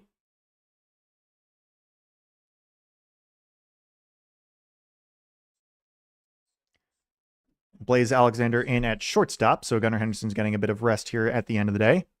It's been pretty active on defense as well, and this ball will be through between Jeremiah Jackson and Blaze Alexander for a hit for Trevor Story. Ground ball single there here to start the 9th inning. The first of 3 games between the Orioles and Red Sox in Camden Yards. Tomorrow on Saturday, it will actually be a 12 p.m. start. It was moved up from 4:05 because of inclement weather. I think tomorrow is also going to be the Orioles hockey jersey giveaway. I wish I could have gone to the game to go get that, but that is going to sell out very quickly. And then I think it's like a 1:05 start time on Sunday. Strike 1 there to Marcelo Meyer on a slider at top of the zone. Orioles have an off day on Monday, and then they'll play 3 games at home against the Houston Astros. And then I missed who they're playing next week. They're playing away next week. Next pitch is fouled away from Marcelo Meyer for strike 2. I'm actually going to check to see who the Orioles are playing next week. And next Friday, May 1st, will be those Yankees in New York. Oh, that's going to be fun. That's going to be so much fun. Meyer knocks this one over into right field. That is a single. Story's going to advance all the way over. No, he's actually going to hold up on second base. I'm a little surprised there, actually. So the first 2 reach here for Boston in the top of the 9th. Single. So Foster did give up a 3-run triple back in that Monday night game against Kansas City where they went to extras and it was 7-2 in the 12th. He did eventually close out the win there. Let's have that. Let's not repeat that this time, essentially. Let's not repeat that. He spikes a slider here. Good block there by Rutschman. Ball 1 to Caleb Durbin. Tigers Reds still 5-3, just to go over the scoreboard one time. Guardians still up 8-6 over the Blue Jays. Braves up 5-3 over the Phillies now, so they're taking the lead there. Angels got 3 back over the Royals, though they're still down 5-3. Pirates up 6-0 against the Brewers now. Durbin, can he hold up us on the slider? Yes, he can. So it is 2-0 for Caleb Durbin. That was a Paul Skeens start also for the Pirates there. Nats and White Sox are tied at 4. A's up 6-1 over the Rangers. Yankees up 6-2 over the Astros. Mariners up 3-2 over the Cardinals. Rockies won 4-3 over the Mets. And Rays won 6-2 over the Twins. So 2-0 here to Caleb Durbin at the moment. Outside with a fastball for ball 3. So Foster's not having a good 9th inning so far. Munetaka Murakami had another home run. So he lost his home run streak yesterday, but he's now homered in, I guess, is that 5 of the last 6 or 6 of the last 7? I think it's 6 of the last 7, as that is a 4-pitch walk to Caleb Durbin from Cameron Foster. 1, 2, 3, 4, 5. Yep. 6 of the last 7 for Munetaka Murakami have ended in, or has resulted in a home run. Or he's homered in 6 of his last 7 games. That's the way to phrase it. Also, that Tigers and Reds game is in delay at the moment. Interesting. Paul Skeens with a really nice performance there. 27 points. Love that. Rutschman with 17 points as well is nice. Strike 1 to Carlos Narvaez with a cutter that clips the outside part of the zone.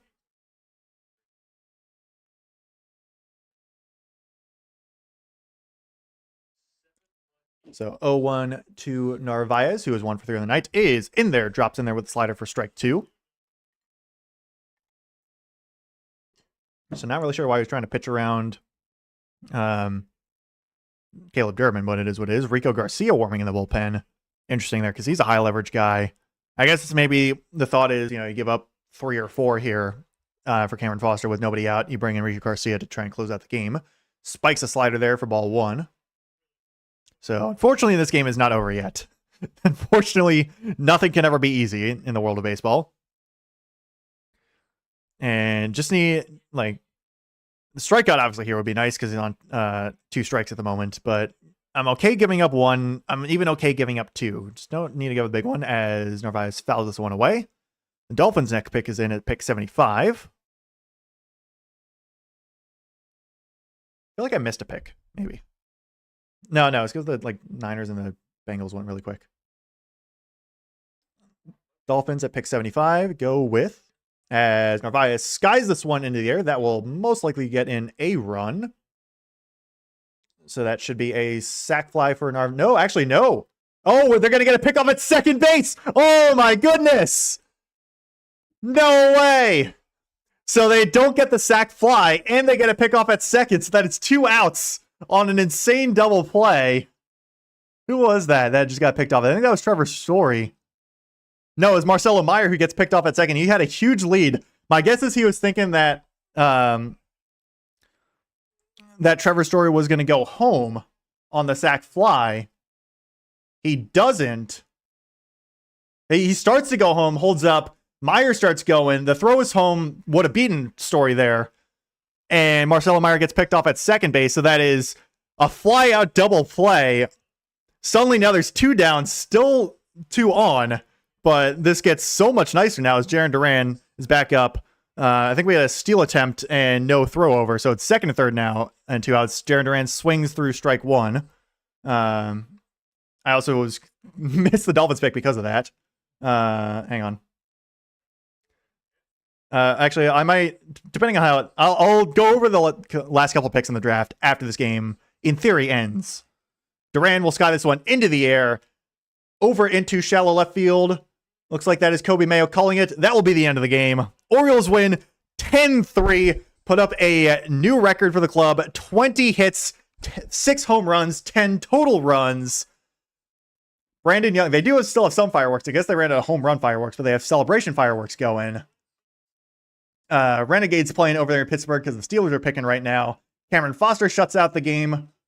Brandon Young gives up actually all 3 runs. The Orioles bullpen does not give up a single run. But again, the 3 runs doesn't really kill you. Brandon Young goes 5 2/3. Brian Bayo gets absolutely shelled. Adley Rutschman with 2 homers in the game. Basayo, Beavers, Mayo, and Henderson also homered. Taylor Ward 4 for 4 with a walk, 4 singles there. I think almost everyone in the starting lineup, everyone except for Leody Taveras and Jeremiah Jackson hit in this game. And even then, Leody Taveras did have a walk. It was really Jeremiah Jackson who was the only one who wasn't productive at all. All in all, an absolutely insane game for the Orioles as they take the first game of this series against the hard luck Red Sox extremely convincingly.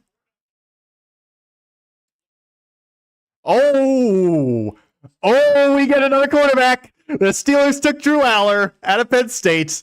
Oh, here we go. This third round is awesome. What a night. So the Penn State quarterback goes to Pittsburgh. Oh, baby.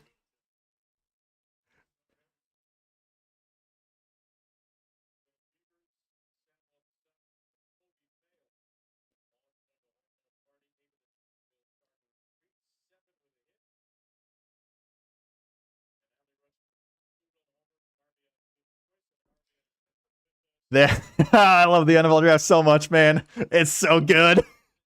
It's so good. All right, so the Bengals selected Takaria Davis, cornerback out of Washington. I got that one. Saints tight end Oscar Delp out of Georgia. Giants go Malachi Fields, wide receiver out of Notre Dame. They trade up for that. Dolphins selected Caleb Douglas, wide receiver out of Texas Tech. And then the Steelers just take Drew Aller, quarterback out of Penn State. That is what I'm going to leave you guys off on, because I got to go watch the rest of this draft, and the Orioles game is over. I can refresh the page here. Yeah, so that was a good one. That was a good one right there. Bayo obviously gets the loss there, gives up the 8 runs. All 3 Red Sox pitchers give up at least 1 run. I think all of them on homers, actually. Or no, I think Watson wasn't on a homer. But anyway, yeah, that was... it's this right here. It was that was a good one. That was a good game there for the Orioles. Yeah, that was a good stream. Probably my favorite stream so far that I've done, period. So that will do it. So next stream, which I don't think is going to be quite as interesting. So next Thursday, I will most likely be starting Final Fantasy VII Remake Integrate for my new gaming streams. And then next Friday will be Orioles Yankees. Hopefully it goes as well as it did tonight for the Orioles. And yeah, so that will do it. Otherwise, doing my usual podcasting, YouTube shorts. Gonna try and get a YouTube video out somewhere soon. Packers just traded up to pick 77. So yeah, that will do it. I'm just listening to Ian Rappaport at the moment. I'm gonna end this off here before I keep getting distracted by the NFL draft. Thank you all very much for watching. This was so much fun. I love this stream. This was awesome. So yeah, see you guys later. Feel free to like, comment, and subscribe, all that stuff. Do my usual outro that's never really consistent. Thank you very much for watching.